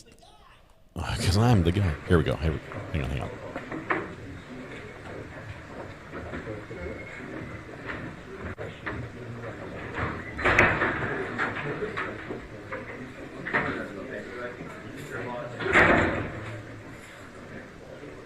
Okay, we're back. I could text Dan real quick.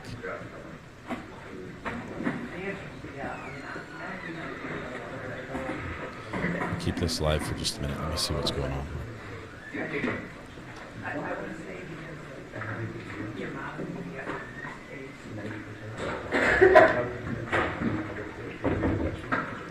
I don't know why we're blurred out like this. It looks like something's definitely broken, like a camera tipped over. But it was instant off.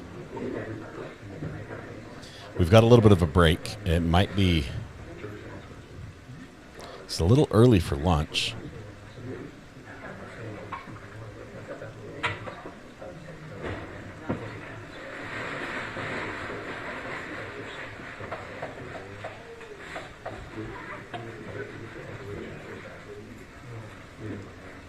Oh man, Carolyn, I watched that video online, the Ring doorbell footage of the house explosion. Killed 5 people.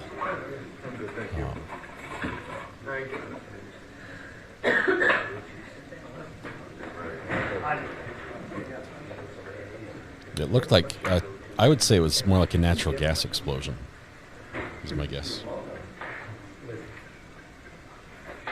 She started to ask the question right when hey, I'm Dan. Watch.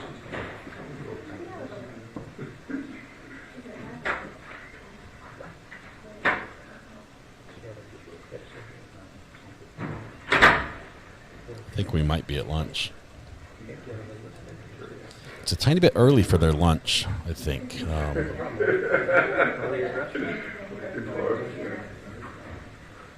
Ponytail reached over and knocked the camera off the stand. Becky, welcome. Good to have you here. We're just waiting for this feed to come back live and in focus. We think we might... Well, we know we're in a break because we're hearing audio from the courtroom. It's just chatter, but I'm not sure what caused the break. So if this is... Let's see. This is our first break of the day, right? I think this is the first break of the day. We know a pigtails emoji. If we get a pigtails emoji, it's going to replace the man bun. We can't have both. The break. If this is a morning break, they're normally 15 minutes long. Let's see. Man, just saw. Brian Anton from News Nation updated on the Maui situation. The death toll has climbed to at least 96. It's the deadliest wildfire in more than a century.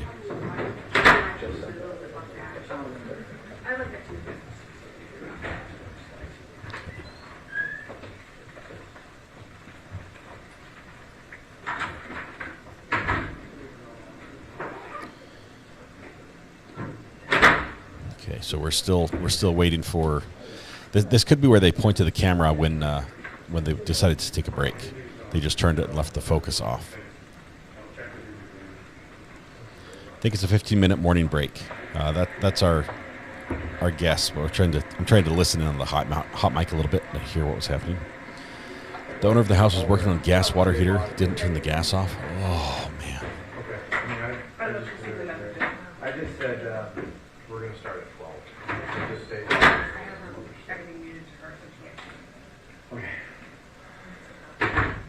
Going to start at 12. That means 14 minutes from now.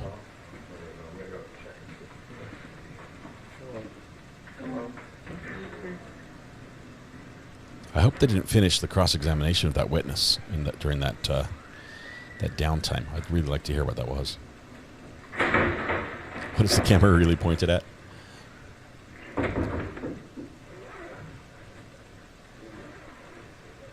Whatever it is, it's a close-up.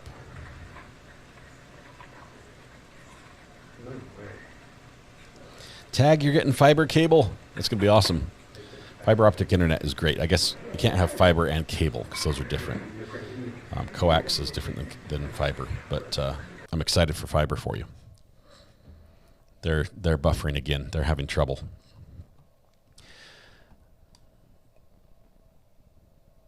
Carolyn, how do I know that they're doing this? I don't know. I wish I could tell you positively what's the case. I'm looking at a couple of the people who tweet from the courtroom to give us updates because the camera just shut off.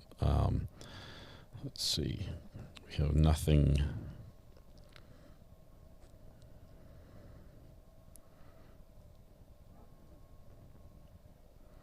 One interesting note about this case is the judge has ordered media to not reveal the makeup of the jury, meaning not the cover girl type stuff, but we're talking the mix of the jury, who's on it, how many males, how many females, approximate ages. They've been ordered not to do that. Normally, that's fair game. It's the first time I've ever heard of that. Smudge in your upper right corner. I've got lights right here that I need to adjust. I moved my camera, and it's causing problems.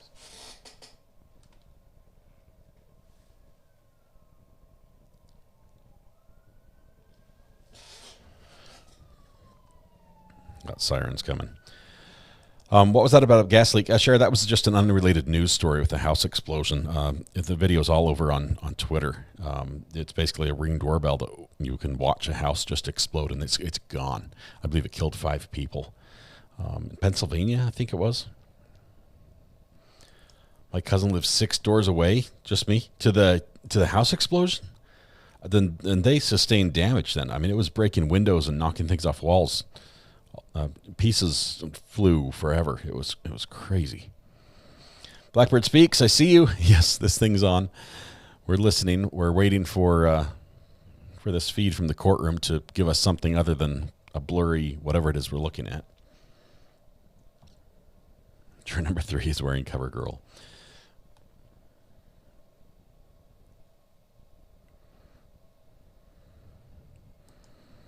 Sorry about that, Carolyn. I mistook your question.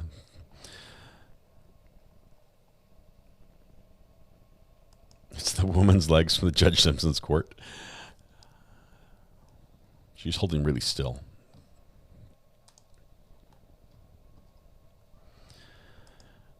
I'm crimping the internet wires until everyone likes this stream. You've just shut off all the flow of the internet, Blackbird. We'll have to get the likes up so that can get released. You're holding it hostage. Shara, thank you for responding. Hey, thanks for asking the question. I forget, what was your question? I was reading, but I missed what you'd said. Oh, there it is.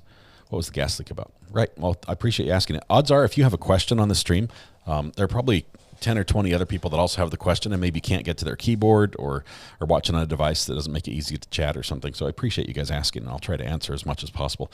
If you do, like here, what Blackbird did, Blackbird Speaks, you tag at Recovery Addict. It makes it easier for me to see the message, and so it's because I do miss a lot of comments, and I apologize for that.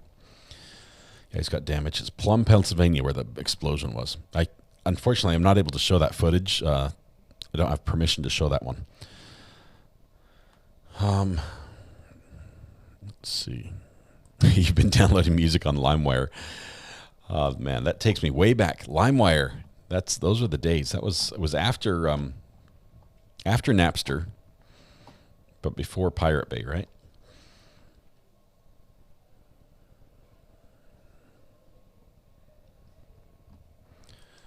All right. I remember LimeWire. Nowadays, oh my goodness, it would be the worst possible place to do anything. And it was bad originally when it was running. It was all full of viruses and stuff. But nowadays, I wouldn't trust anything. Carol C says, women have amazing instincts. Every one of these women knew immediately this defendant was dangerous. We're hearing that a lot, especially the women that worked in like the salon, where they see people and they can read people pretty well. They see so many people, and they've got this gut instinct that's like, hey, the radar is like, whoa, something's wrong. There's a red flag here. Even if they can't put their finger on it, it's like just a gut feel that there's a problem. And we heard this over and over and over from all of Sharon's friends, that they all said, this guy's bad news. Do you have any jury questions for the past two witnesses? Thanks. Kitty Kitty Bang Bang. I don't have any specific ones. I mean, I want to know sort of unrelated stuff. But let's see. For this last witness, I don't know. Most of the things I'd want to know, I would say would be probably not allowed because of hearsay. You know, what they talked about, what everyone, the friends talked about together when they were talking about Sharon's boyfriend. I still try to tell my son about dial-up internet. That's a long time ago, but I remember, let's see, the furthest back I go is a 1200 baud modem, and then 2400. I remember when it to 56K, and I was like, wow, now we're living. Never ignore your gut. Usually those impressions are right? Just be in tune for those things.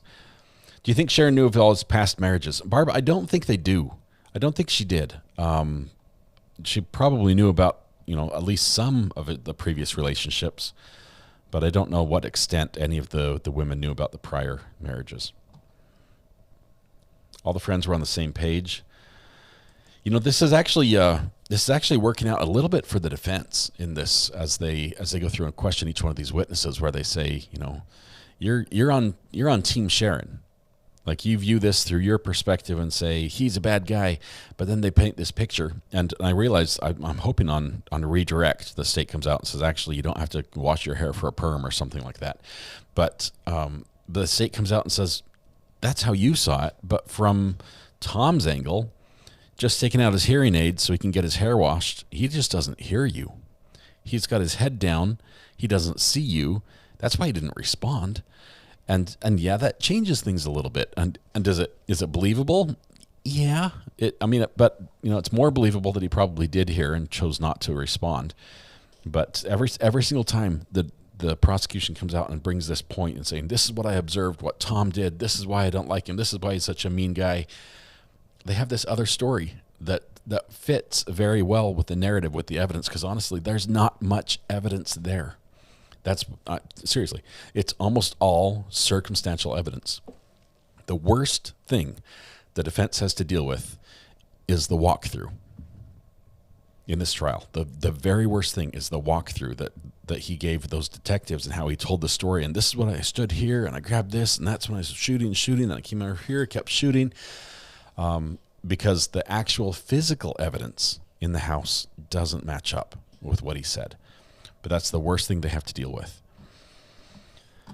Remember free internet cards? Actually thought you getting something. I remember the AOL discs. I had a ton of those, and then they got thrown away. and now they're collector's items. Let's see, I cut my Wi-Fi access off for 10 minutes when the kids say they're going to play their games and blast the dial-up sound until I turn it back on, and even longer if chores are not done. Amber, you're just mean. You're just super mean.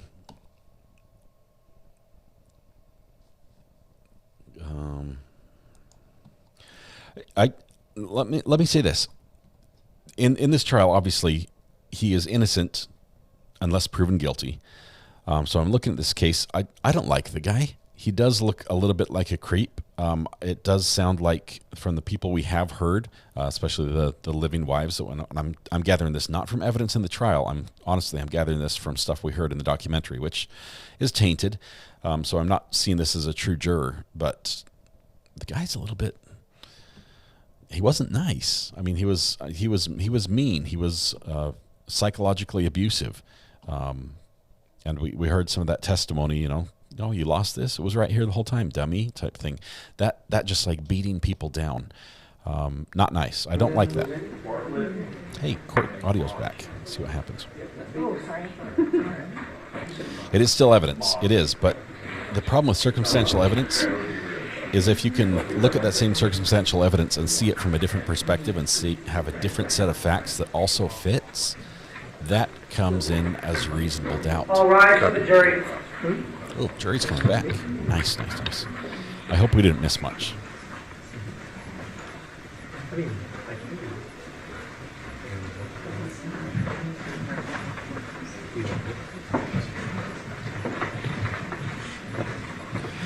Yeah, Oh my goodness. That just blew out my right eardrum. I'm sorry, guys. I haven't been running a limiter on this, but I will if they decide to keep coughing in that. Limiter's turned on, so they won't quite be as bad. Please be seated. Your Honor, the jury's all present.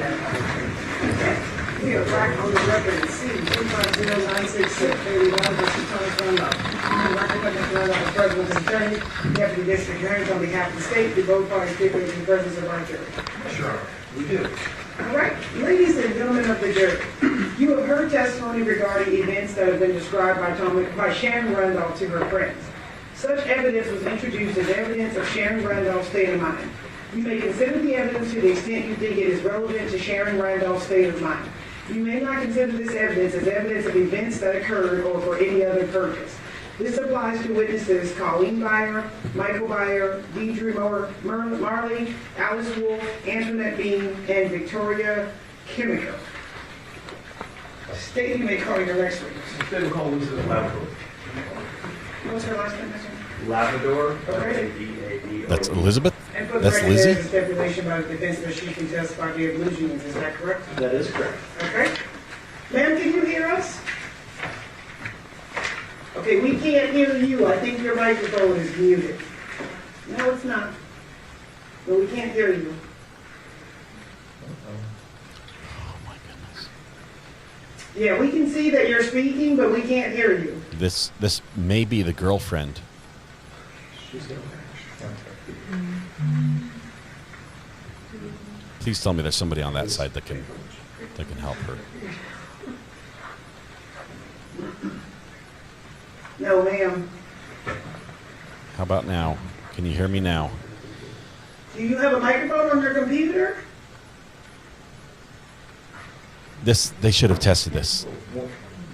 Sometimes the camera and the microphone are different, so you may have to log into your computer settings to activate the microphone. The only other thing I could suggest is I could call her and put my phone on speaker. That would be so I bad. was able to Oh, call please her no. when she was logged into Blue Jays. I mean, I'd put it on speaker and you could just listen to it that way through the mic. Doesn't matter to me at all if the jury can hear it. This is so bad. You want to try that? Yeah, Liz, I'm going to try to call you, okay? We'll just have Mr. Hammer put his phone number on the record. Oh, boy. That's not happening. This is the younger of the two defense attorneys is that quick wit. Let's see. There's a phone call. She picks it up. Hopefully it's in sync. Liz, can you hear me? Yes, I can. Okay, perfect. And then we have Ma'am, a if you loop. could raise your right hand so the clerk can swear you in. The sound's going to get Do really you bad. solemnly swear the testimony you're about to give in this action shall be the truth, the whole truth, and nothing but the truth so help you God? Yes. Thank you. If you could state and spell your name for the record, please. Can you state and spell your name for us? Elizabeth Labrador, Elizabeth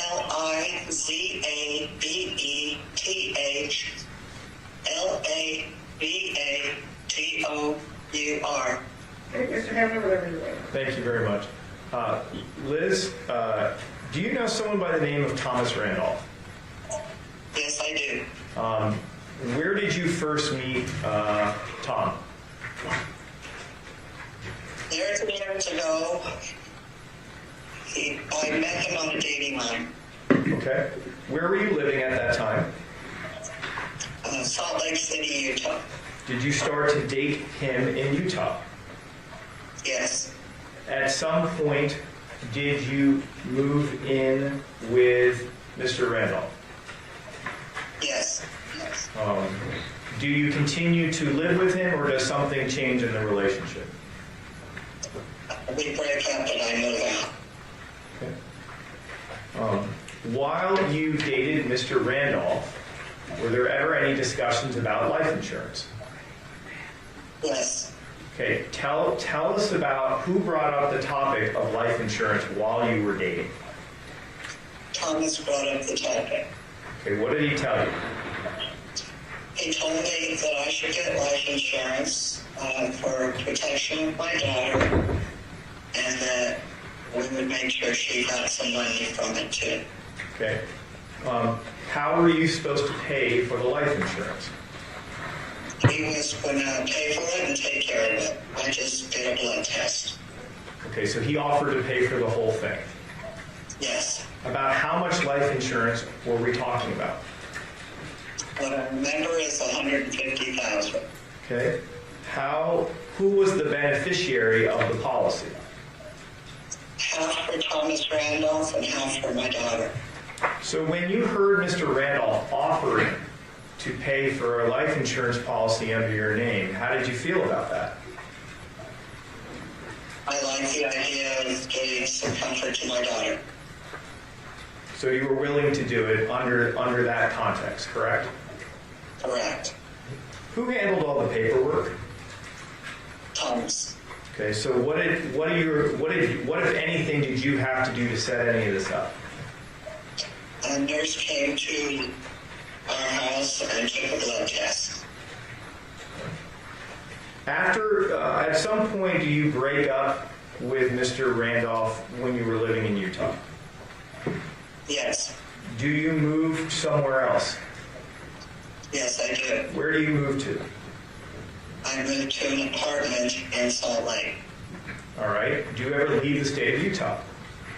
Yes, I've moved to California. During the time that you stopped dating Mr. Randolph, does your relationship stay off, or does it kind of go back on and off? What do you remember?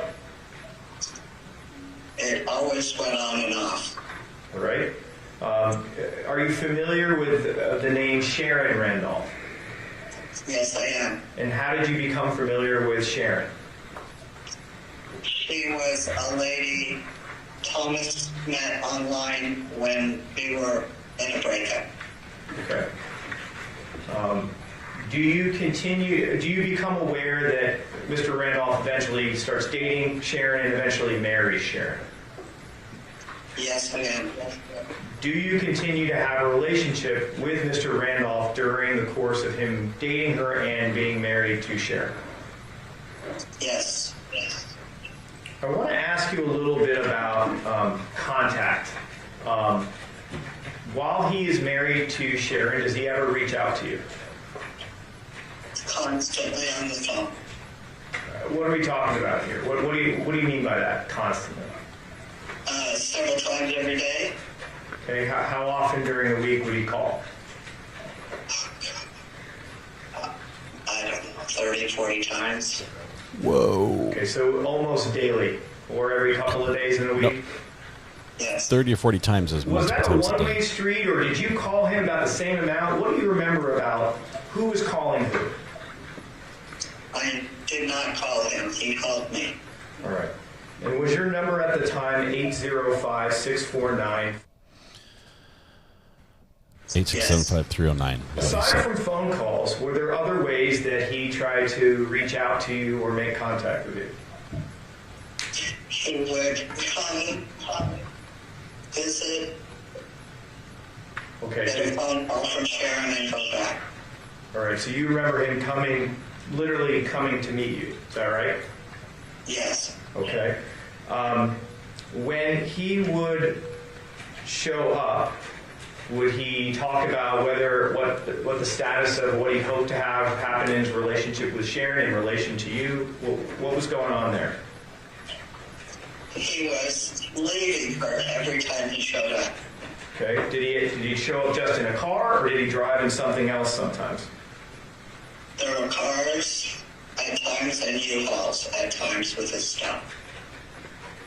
What times of the year would he show up? Do you remember? All the time. About once a month, holidays. Did that include Christmas? Yes. Did that include Valentine's Day? Yes. Did he ever leave you like cards or greeting, like love cards or anything like that? Greeting cards were constant. So, at some point, how do you feel about this back and forth between him going to Sharon and coming to you? How did you start to feel about it? I I got very tired of it and told him it's not going to work anymore for me. He needs to make a decision. Okay, so you give him an ultimatum. Yes. Around when did this happen? When was this ultimatum given? I think around the Valentine's Day visit. In 2008? Yes. Okay, so a couple of months before Sharon passes away. Yes. When you gave him that ultimatum of, look, you really just need to decide, what was his response to you? He said he was going to go out and deal with Sharon so we could be together. No further questions from this witness.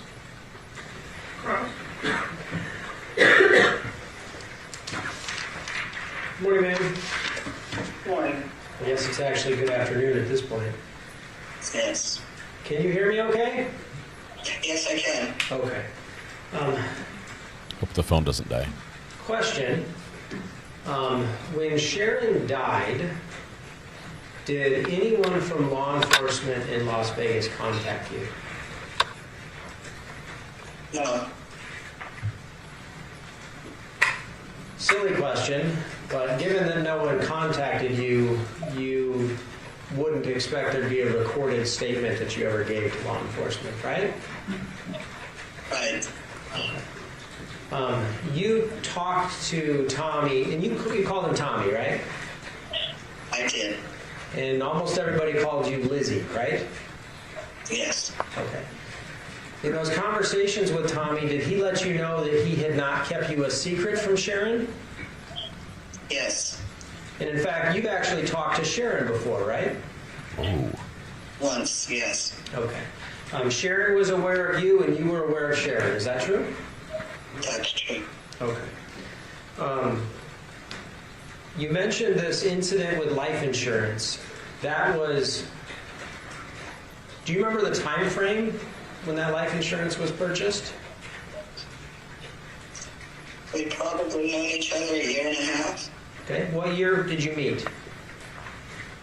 Not clear on dates. Okay. So you've been in a dating relationship for a year and a half, right? Yeah. Right. And you had talked about being together forever, right? Right. And that's all before Sharon, correct? Correct. And you and Tommy would have intense periods of getting along, right? Yes, we would. And then you'd have intense periods of not getting along, correct? Yes, we would. Okay. Knowing Tommy like you do, you know he kind of doesn't have a filter, right? You know what I mean? You know what I mean? You know what I mean by that? Oh, yeah. He kind of says what's on his mind, right? Yes, he does. And he's not bashful about using, like, for instance, 4-letter words, correct? That's correct. Okay. He never hid that from you and tried to act like someone who didn't swear or anything other than what he is, right? Yes. Okay. The purchase of life insurance by yourself was before Sharon was in the picture, right? Right. And in fact, there was a policy in place for a period of time, correct? Yes, it was. And you consented to getting that policy, correct? Yes, we went to the office together. Right. I mean, my question's not clear. Tommy didn't make you do that, correct? Correct. You guys were talking about being together forever, right? Right. And you talked about getting life insurance so that the people you care about could be protected if, God forbid, something happened to you, right? Yes. Okay. Super silly question, but you never got killed when you had that life insurance, did you? No, I didn't. When you and Tommy split up, that life insurance was let to lapse, right? I had no idea. I was never a part of it. Okay. So you haven't continued to pay the premiums, correct? I never paid a premium. Right. You haven't continued to pay the premiums after you and Tommy split up, right? No. Okay.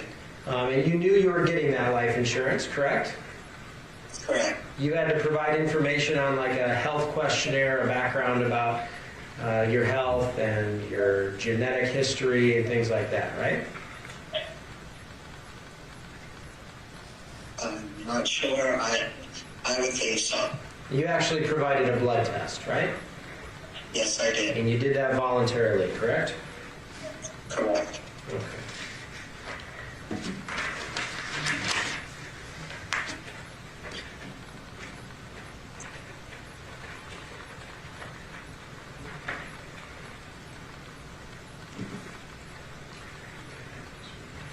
Of course it will.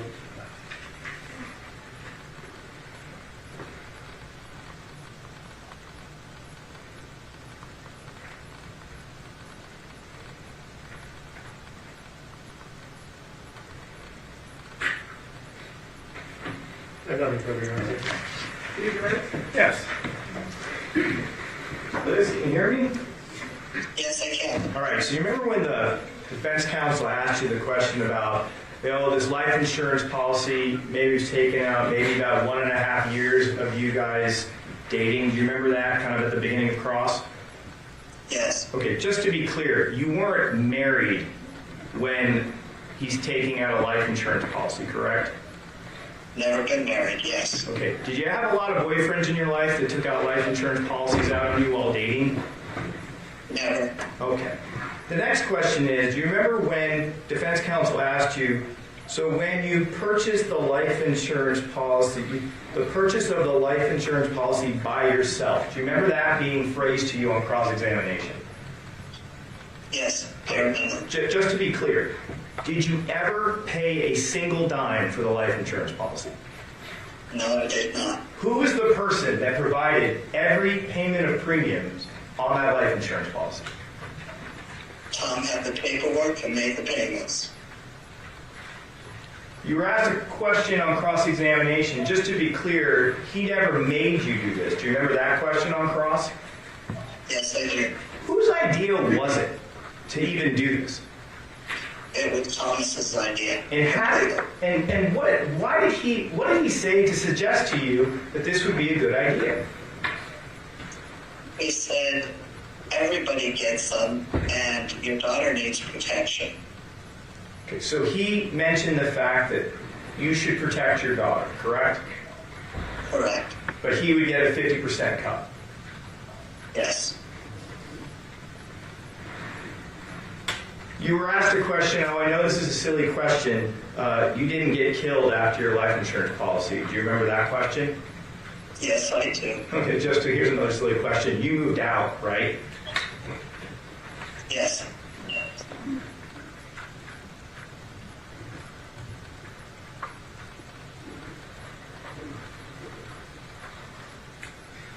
No further questions.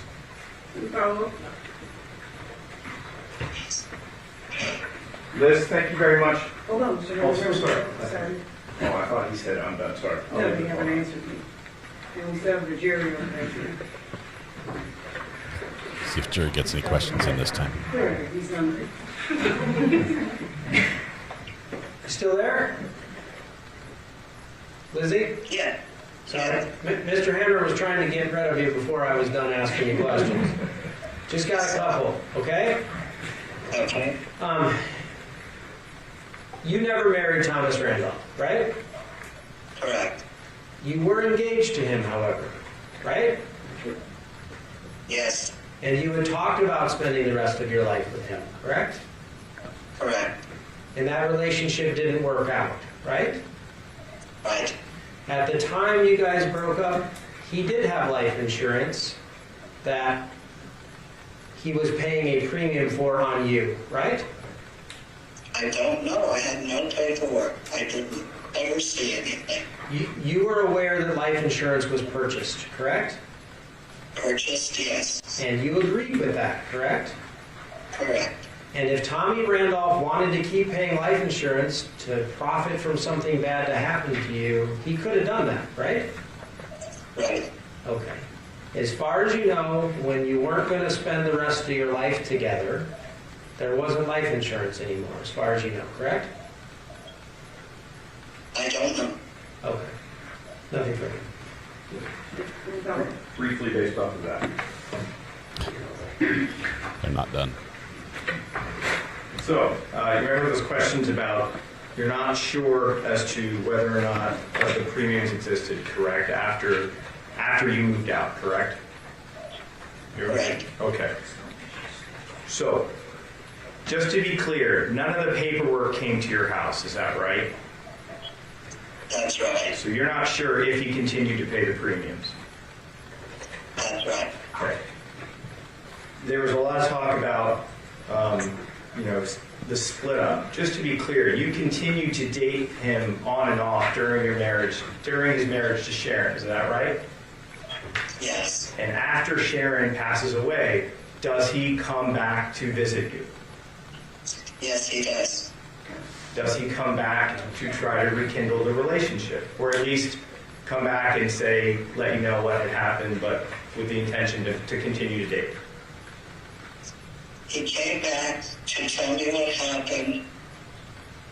Okay. And we never got to any other conversation. Understood. No further questions. When he came and told you what had happened in Las Vegas, he was really torn up about it, wasn't he?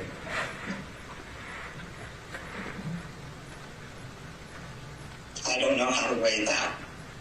He was very distraught, wasn't he? He was somewhat distraught. Okay. You remember he didn't come running to you and saying, she's gone, I can be in your life forever, correct? Correct. He was very upset that Sharon had been killed, correct?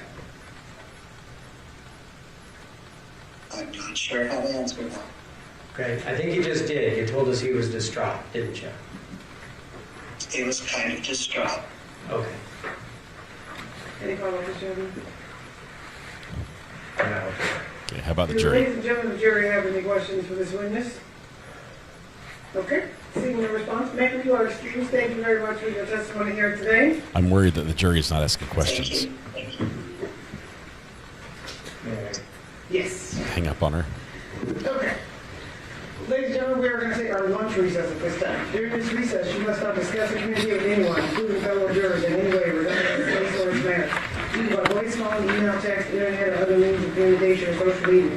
You must not read, watch, listen to news or media accounts or commentary about this case. You must not do any research, such as consulting dictionaries, using the internet, or using reference material. You must not make any investigation, test the theory of the case, or recreate any aspect of the case, or in any other way investigate or learn about the case on your own. And you must not form or express anything regarding this case or the comments submitted to you. Ladies and gentlemen, it is 12:25. I swear the jury still doesn't know a word of that. Recess until 1:40. All rise for the jury.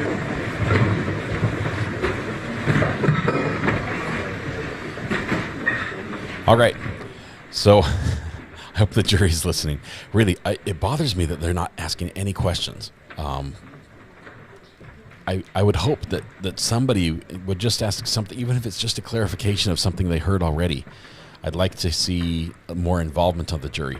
I'm afraid that they're shy, they're timid, they don't know what to do, and possibly might be able to be led by a strong foreman. Can we have a quick poll on why the jury is asking questions? I won't do a poll, but if you've got a suggestion. Hang on one second.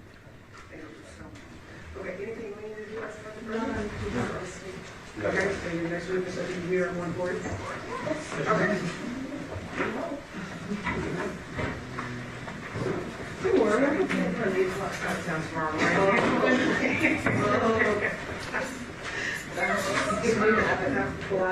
Jerry.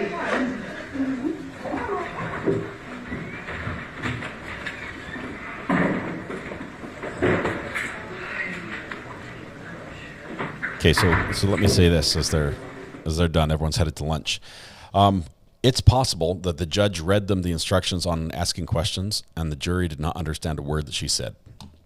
That I'll put that out there first. That's the most likely solution in my mind as to why the jury's not asking questions. Do you think the jury's not asking questions because minds are made up? I don't think so. It's just, I don't know. It's bothering. Tony says it's bothering me as well. Either the jury is not paying attention or they've already made their mind up. So far here, he said, she said, you would think more evidence. There's not much evidence. There's some physical evidence we're going to get from the the firearms, the casings, the crime scene photographs, which we've seen already. Those are going to be coming in once the medical examiner testifies. We'll probably have, I'm guessing, gunshot residue on the hand of Mike, or somewhere on his body that indicates he probably fired, or the gloves maybe, that indicates he fired a weapon.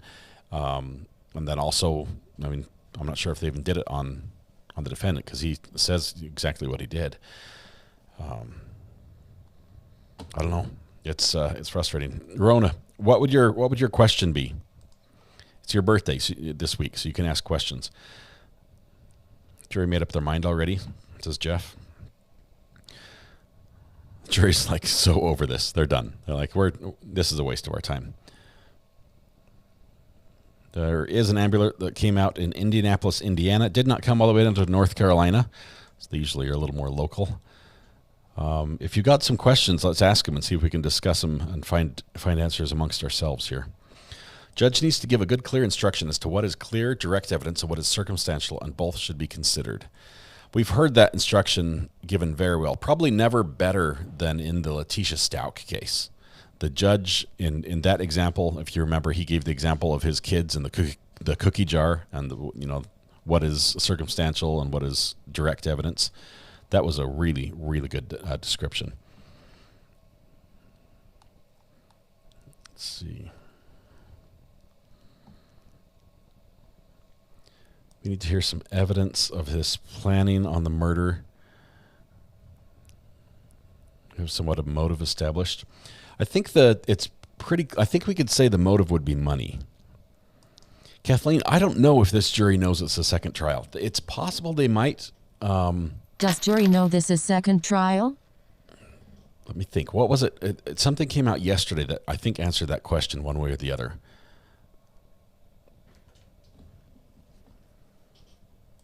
I don't recall. I think it's no. No, they don't.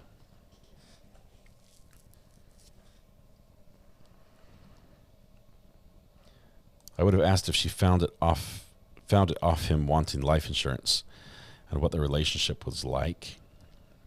It is lunchtime.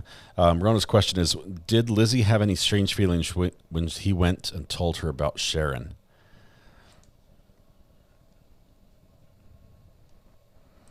Is Mike still alive? No. Mike was the one who, according to the state even, shot Sharon. And then Thomas shot Mike and killed Mike. Read somewhere that they were questioned to make sure they did not know the first trial. That sounds right, Parrot Court. Because the first trial had information in it that they should not have heard, or they should not hear in this one. They do not know, however, about TR and Sharon's life together, intimate life together, because of the objection. Right, that was skipped over. Jury don't decide sentence in the UK either, just guilty or not guilty. Judge decides the sentence always. In this trial, the judge is going to decide the sentence. The jury decides the verdict as far as guilt and innocence. Isn't this the third trial? Wasn't he tried for an earlier wife's death? Yes, he was, Sissy. That was wife number 2. It looks, well, I've got the wrong picture up here. Okay, wife number 2 here. The wife number 2, he was married to wife number 2 the day his divorce went through with the first wife. The very same day he got divorced to the second wife. She died, was found laying in bed, tucked in neatly with the blankets neatly tucked over her with a single gunshot wound to the head. Initially ruled as suicide in that case. And then upon further investigation and more pressure, they looked at some of the facts and there were some things like the imprint of the gun, the way everything happened, the gun was upside down, and it would be impossible sort of to hold it the way that they thought it happened. And so he was tried for that. He ended up, the jury in that case, and that was up in Utah, they either could say, yes, he's guilty and he gets the death penalty, or he's not guilty. Those are the only two options. There was no lesser includeds to go for, or a lesser sentence, life without parole. That was not there. And the jury decided there wasn't enough evidence to convict him to a death sentence. And so they acquitted him on that one. and he was tried for this wife's murder once previously as well, was convicted on that one. But because during that trial they brought up the second wife's trial, even though he was acquitted of that, he got an appeal. Looks like the blue guys are wearing spider backpacks. It's just a Black Widow spider picture on him, just because there's suspicion that he was involved in the death there. I feel like the attorneys would want the judge to be telling the instructions to the jury clearly and not fast and mumbled, as it's rather important info. Amanda, yes, but how do you tell the judge who rules in the courtroom you're doing it wrong? The things about you that are unique to you, like your style of speaking, your mannerisms, nobody can understand you. They want to be very polite to the judge. I don't know how they handle that. Did any of his dead wives have life insurance? Yes. 2, 3, let's see, 2, 3, I think 4 and 5 all had life insurance. He got millions of dollars altogether. Interestingly, wife number 4, who had the open heart surgery, was in recovery like 8 days later in the hospital, doing well. Then he kicked everyone else out of the room. He went in, closed the door, and 45 minutes later he came out and she was dead. That wife had life insurance, and he sued the hospital and won. And also going back to the second wife, he served time for witness tampering in that one. And he went, after he served time for that, he ended up suing the sheriff's department. I think it was in Davis County. I think it was where it was held in Utah. They sued the sheriff's department there, and he won. They decided to pay him off there as well. So he's made money on every which way as he's gone through here. Did Mike shoot at Tommy? There's no evidence that he did. There's only a single cartridge that was fired from the firearm that Mike was alleged to have been holding and using. At least one of them. I think he had 2 of them in his possession. But only one cartridge was fired from that gun, and the other gun was pretty much emptied. The one that Thomas had. Is that just a crazy Utah thing, death or freedom? It was the way they structured the court, the way he was charged. It was the only options on the table for the charges, and some of it does play into the state laws and how they're managed. But they went for a home run, or they went for a grand slam, and they probably should have gone for a home run or a single base hit instead. Sued the hospital and got money. Someone could raise their hand and ask the judge to repeat, please. I would love to see this, Rudy. If the jury asks a question and the question comes up and it goes to the judge and she looks at it and says, will you please have someone else read us the message you tell us every single day because I don't understand a word of it. I'd like to see that. Julie says, I think Tommy shot the wife and then shot Mike to cover up. I don't think so. I think you're going to see some physical evidence that indicates that Mike actually did the shooting. How much money has Tommy gotten from all of this? Millions of dollars, upwards of $2 million was what we heard. Love the graphic of the lady running. Well, they got away. That's why we have those there.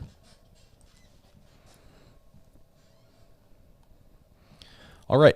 Any more questions we can answer here? Let me look for. Let's see. Well, this guy's been quite the pattern when looking from afar.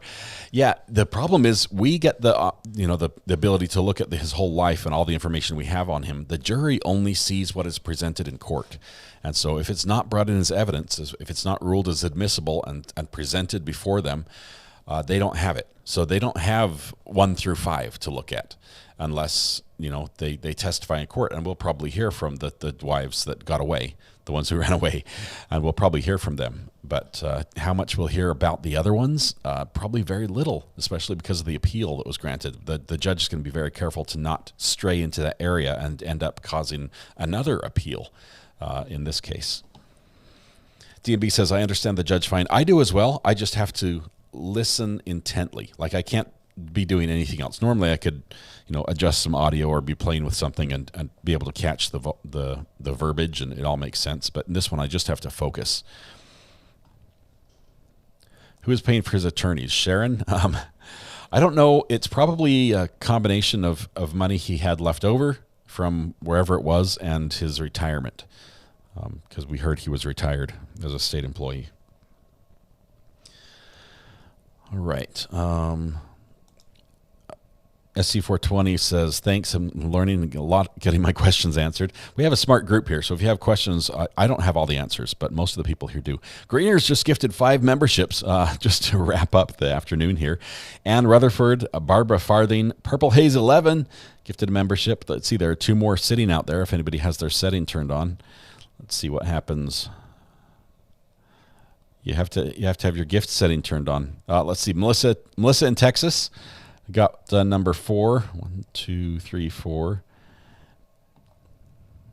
And YouTube's just thinking slowly as it decides who to give the last one to.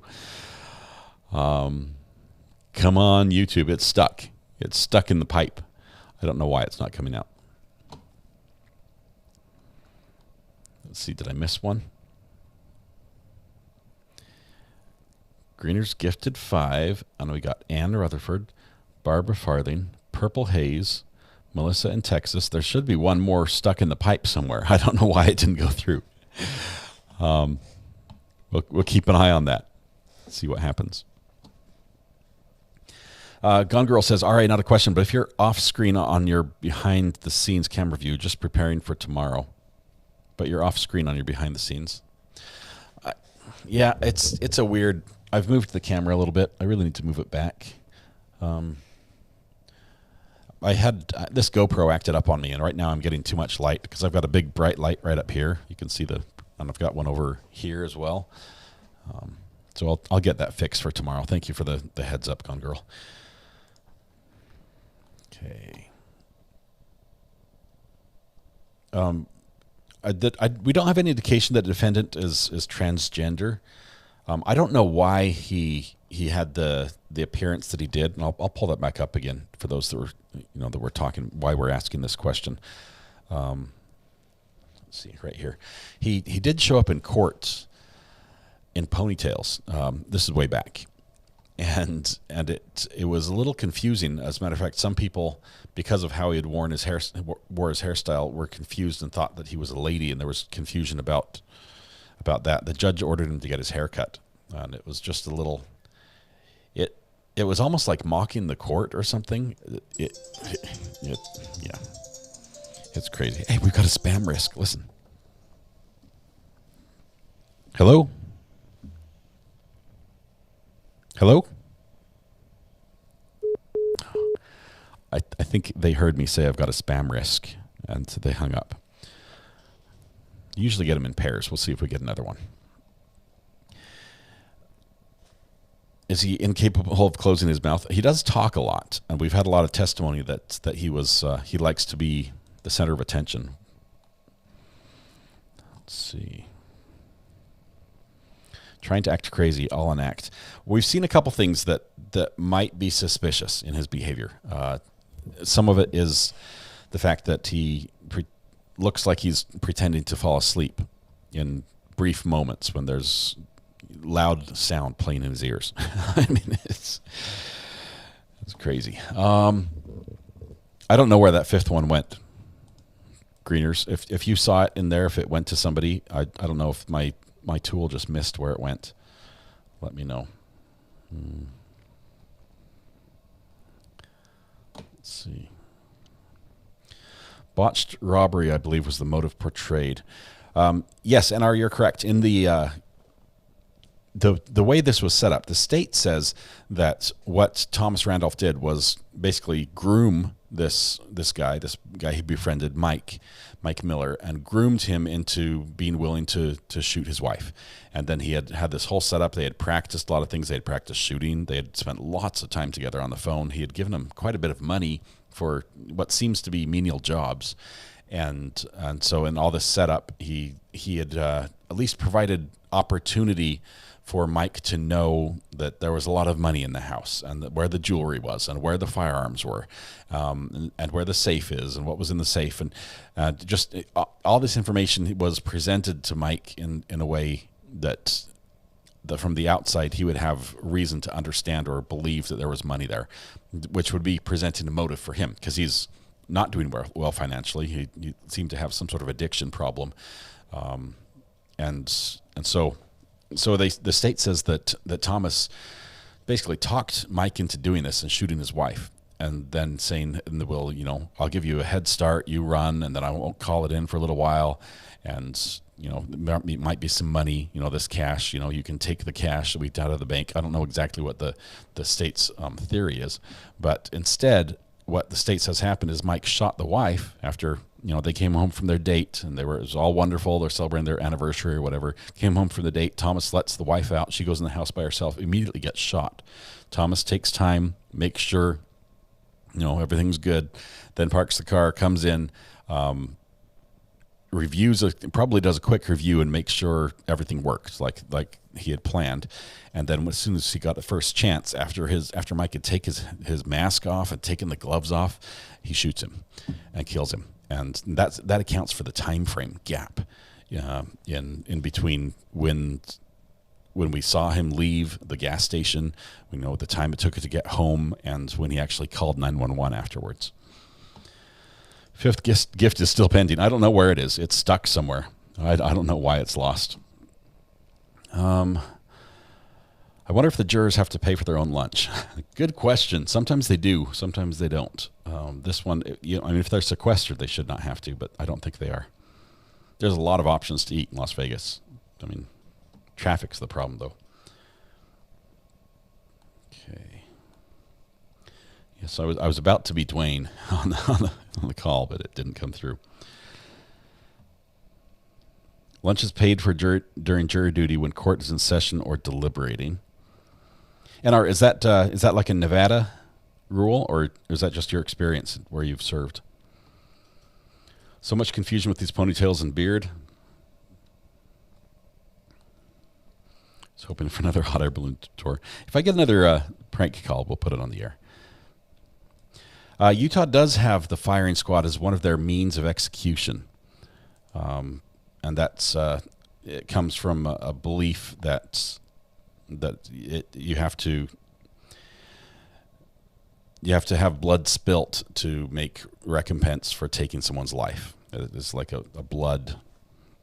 I don't know. That goes deep into some religious doctrine. With the jury not asking questions, the defense team doing a good job. I'm worried. They're doing a great job, Rue. Defense is doing an incredible job. Even though they come across a little bit slimy and tricky, which they generally do in defense. I don't know why they always appear that way. It's hard to find a defense lawyer that's just a really likable, upbeat person that's like, yay, let's hear it for them. But they're coming across a little slimy, very, very competent, much better on the presentation. Let's see, not on the PowerPoint. The state did a much better job on the PowerPoint. Defense was sort of miserable on that part, if I remember correctly. That for opening statements. They are doing a good job. I wonder if the jury is on board. YouTube's moody and cranky lately. It's been a rough day for YouTube, I guess. Lots of things going on. Here in Boston, they pay for meals on jury duty. I'm not sure in Nevada. That would be the nice thing to do. I mean, it's not like you're getting rich off the $8 to $20 they give you a day to sit there all day. We did here in this particular trial. I'm not sure if you caught this earlier. One of the witnesses, as they were called to trial, they went out to get her, and they're like, "Wait, she's feeding the meter. She'll be right in. Give her a couple of minutes." She's like putting quarters in the machine so she doesn't get a parking ticket. And like, you don't validate her parking. You don't give them a place to park. I mean, they're literally subpoenaed and have to, by law, appear there. They're forcing you to park and charge you for the privilege. That's crazy. Defense PowerPoint was a hot mess. Multiple fonts, mistakes, all sorts of things. New York bought us lunch each day. Did you get to choose your lunch, DMB? I could say, hey, we're going to do pizza this day. We're going to do a Philly cheesesteak the next. Having to juror for 2 weeks instead of working would be a serious hardship for me. Corey, they would ask that, and I know that on this questionnaire specifically, the judge cleared all these jurors that they are able to serve for at least 3 weeks. That's the anticipated service or length of time of this trial. Oh, I just pinned a message. Corey, I just pinned your message. Lucky you. I fixed it. Are you going to stream all of today's live testimony live? Nikki, I'm not. We are going to follow the afternoon trial tomorrow morning because court takes hours to get started in Nevada, and we start at 9 a.m. So we want to have something we can cover from 9 a.m. till noon. So we're going to cover the afternoon session after they get back from lunch tomorrow morning, and then we'll pick it up live like we did today. So the first half of the day will be covering what happens tonight and this evening, and the rest of the day will be live. And we'll just continue that throughout the day, if that's all right. I would suggest Brandy Churchwell, if you type ! Brandy in chat, I believe she is going to be streaming this, and I'll actually portal you over to her channel if you guys would like. Make the jump really easy because she is doing the same trial and covering that as well. And we love Brandy. If you haven't been over there, it's well worth it. Here we go. There it is. Yep, it's all set up. I'll portal you over there as soon as we're done here. Yeah, the format works best for our audience, according to what YouTube tells me. I've tried to post videos in the afternoon, like later in the evening, and YouTube says you should try to post this earlier when your audience is watching YouTube. So I figure if you guys aren't going to be here, I realize some of you are, and I apologize for the inconvenience there, but I'd like to provide it in the time frame we're used to being together, and that'll work. But Nikki, thanks for the question. I appreciate you asking that. Let's see. I like doing it that way. That way we can skip forward during breaks. We can. It makes it quick. Stephanie Poston, welcome, by the way, says, I feel like employers should be required to pay employees their salary for jury duty. Just seems like the right thing to do. I have to think on this one. I'd be somewhere in the middle. I don't think, I mean, because honestly, there are some people who get a healthy salary. And I mean, thinking on the high end, let's say, for instance, Bill Gates gets called to jury service. He probably makes more in a day than some people make in a year. Okay. And so you've got, would it be fair to pay him that amount? I realize that's what he's losing, but I think it would be better if we paid them a little more than what they get. I mean, they're right now it's less than minimum wage in just about every single state. It's less than minimum wage. There should be more. Brandy rocks, 100% agree. Eileen. Rudy, we'll see you tomorrow. Brandy's taking a 30-minute break. Oh, no, I was just going to portal you over there. See, Mark Eiglash was one of my favorite defense attorneys. I found him likable. Most I don't. Brandy had an interview with Mark, right? She had him on the channel. That was an awesome interview. Nevada pays $40 a day. Cha-ching! You can get rich being on the jury service. They should at least go up per day. I only got a fraction of a week's income. Colette, there are some companies. Here's what I say. I like it better if the company continues to pay you. Right now, the burden is put on the employee. Companies generally have the means to do this, and I like it when companies do that, but I also don't like it when companies are forced to pay somebody who's not working for them. But it would be awesome if companies would choose to say, hey, we will pay you to go vote. So we'll pay you an extra hour on election day to go out and vote because we think that's an important thing for the community. It's important civic responsibility. I'd like it if they say we would pay you to be on jury service. The first 2 weeks we'll cover. It's like you can't pick that. You can't choose that. As long as you can prove you actually got called on the jury, we're going to pay you for that. I think that is good HR policy. But I don't like seeing the government force them to do it. My employer pays us our salary for the day, and we turn our check to the court into them. That sounds fair. That's a good deal. It's a slippery slope of government taking over all salary. I prefer the government stay out of private sector, especially payroll. Eric, I agree. I'm trying to see the balance. I don't like government overreach, and I'm with you on that. But I do like it when private companies choose to to do something that would help out both the community and their employees. All right. Sharon, we're so sorry. Our thoughts go with you. We're going to miss you tomorrow. You are one of incredible mods here and do an incredible job welcoming people and answering questions and providing links. Thank you so much. Our thoughts will be with you tomorrow as you attend that funeral. Dutchy says, do you really believe that once the jurors go home, they don't Google this guy? Dutchy, if they understood what the judge told them, they shouldn't. And I like to believe that everyone, I have no reason to believe that they are disobeying what the judge says. I believe that they're not talking to each other. I believe that they're not looking things up. They're not telling their family about it. And this is the system is working. You need a chart of wives and mistresses during each marriage. I don't have any mistresses on this one. It would just be the one with Lizzie, but that's all.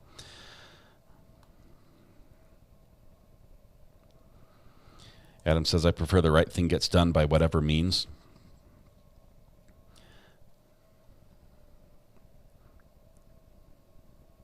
I'm disabled but can get to the courthouse. I would volunteer. Leanne, what about that? What about volunteer pool for juries? Do you have a risk of people getting there with an agenda?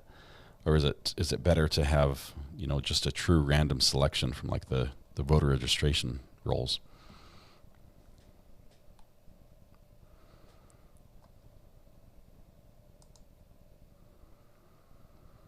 I agree. I think this just looks good. If you want to win points with your employees, there are a couple things that you can do that aren't very expensive for the company. And this, I think, this does have a cost, especially for a small business. That might be too much of a burden for them to carry. But for most companies with a sizable workforce, paying someone during jury service would not be a huge burden for them. We even get paid to testify here? Eva, where are you at again?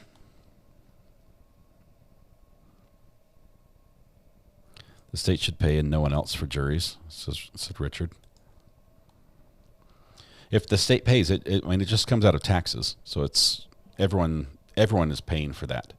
Then it just gets divided amongst the people that pay the taxes.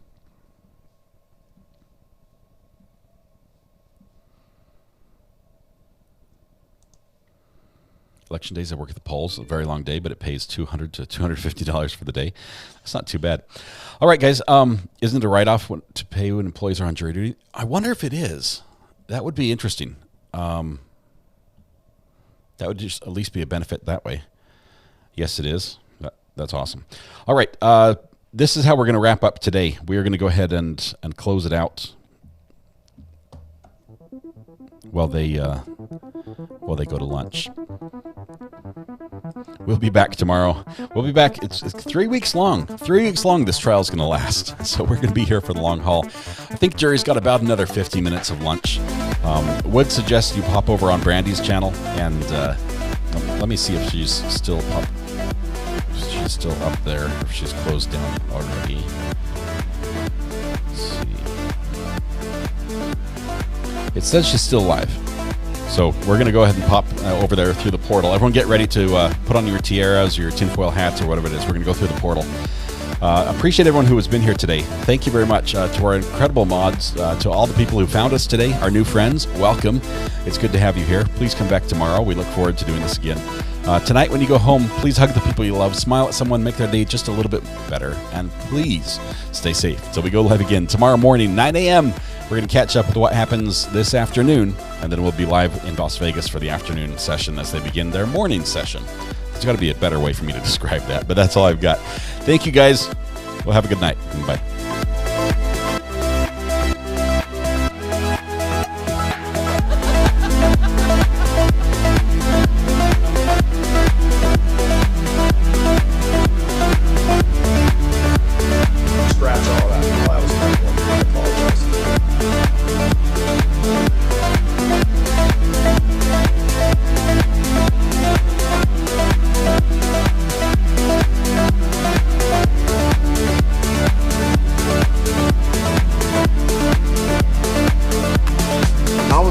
back taking it easy.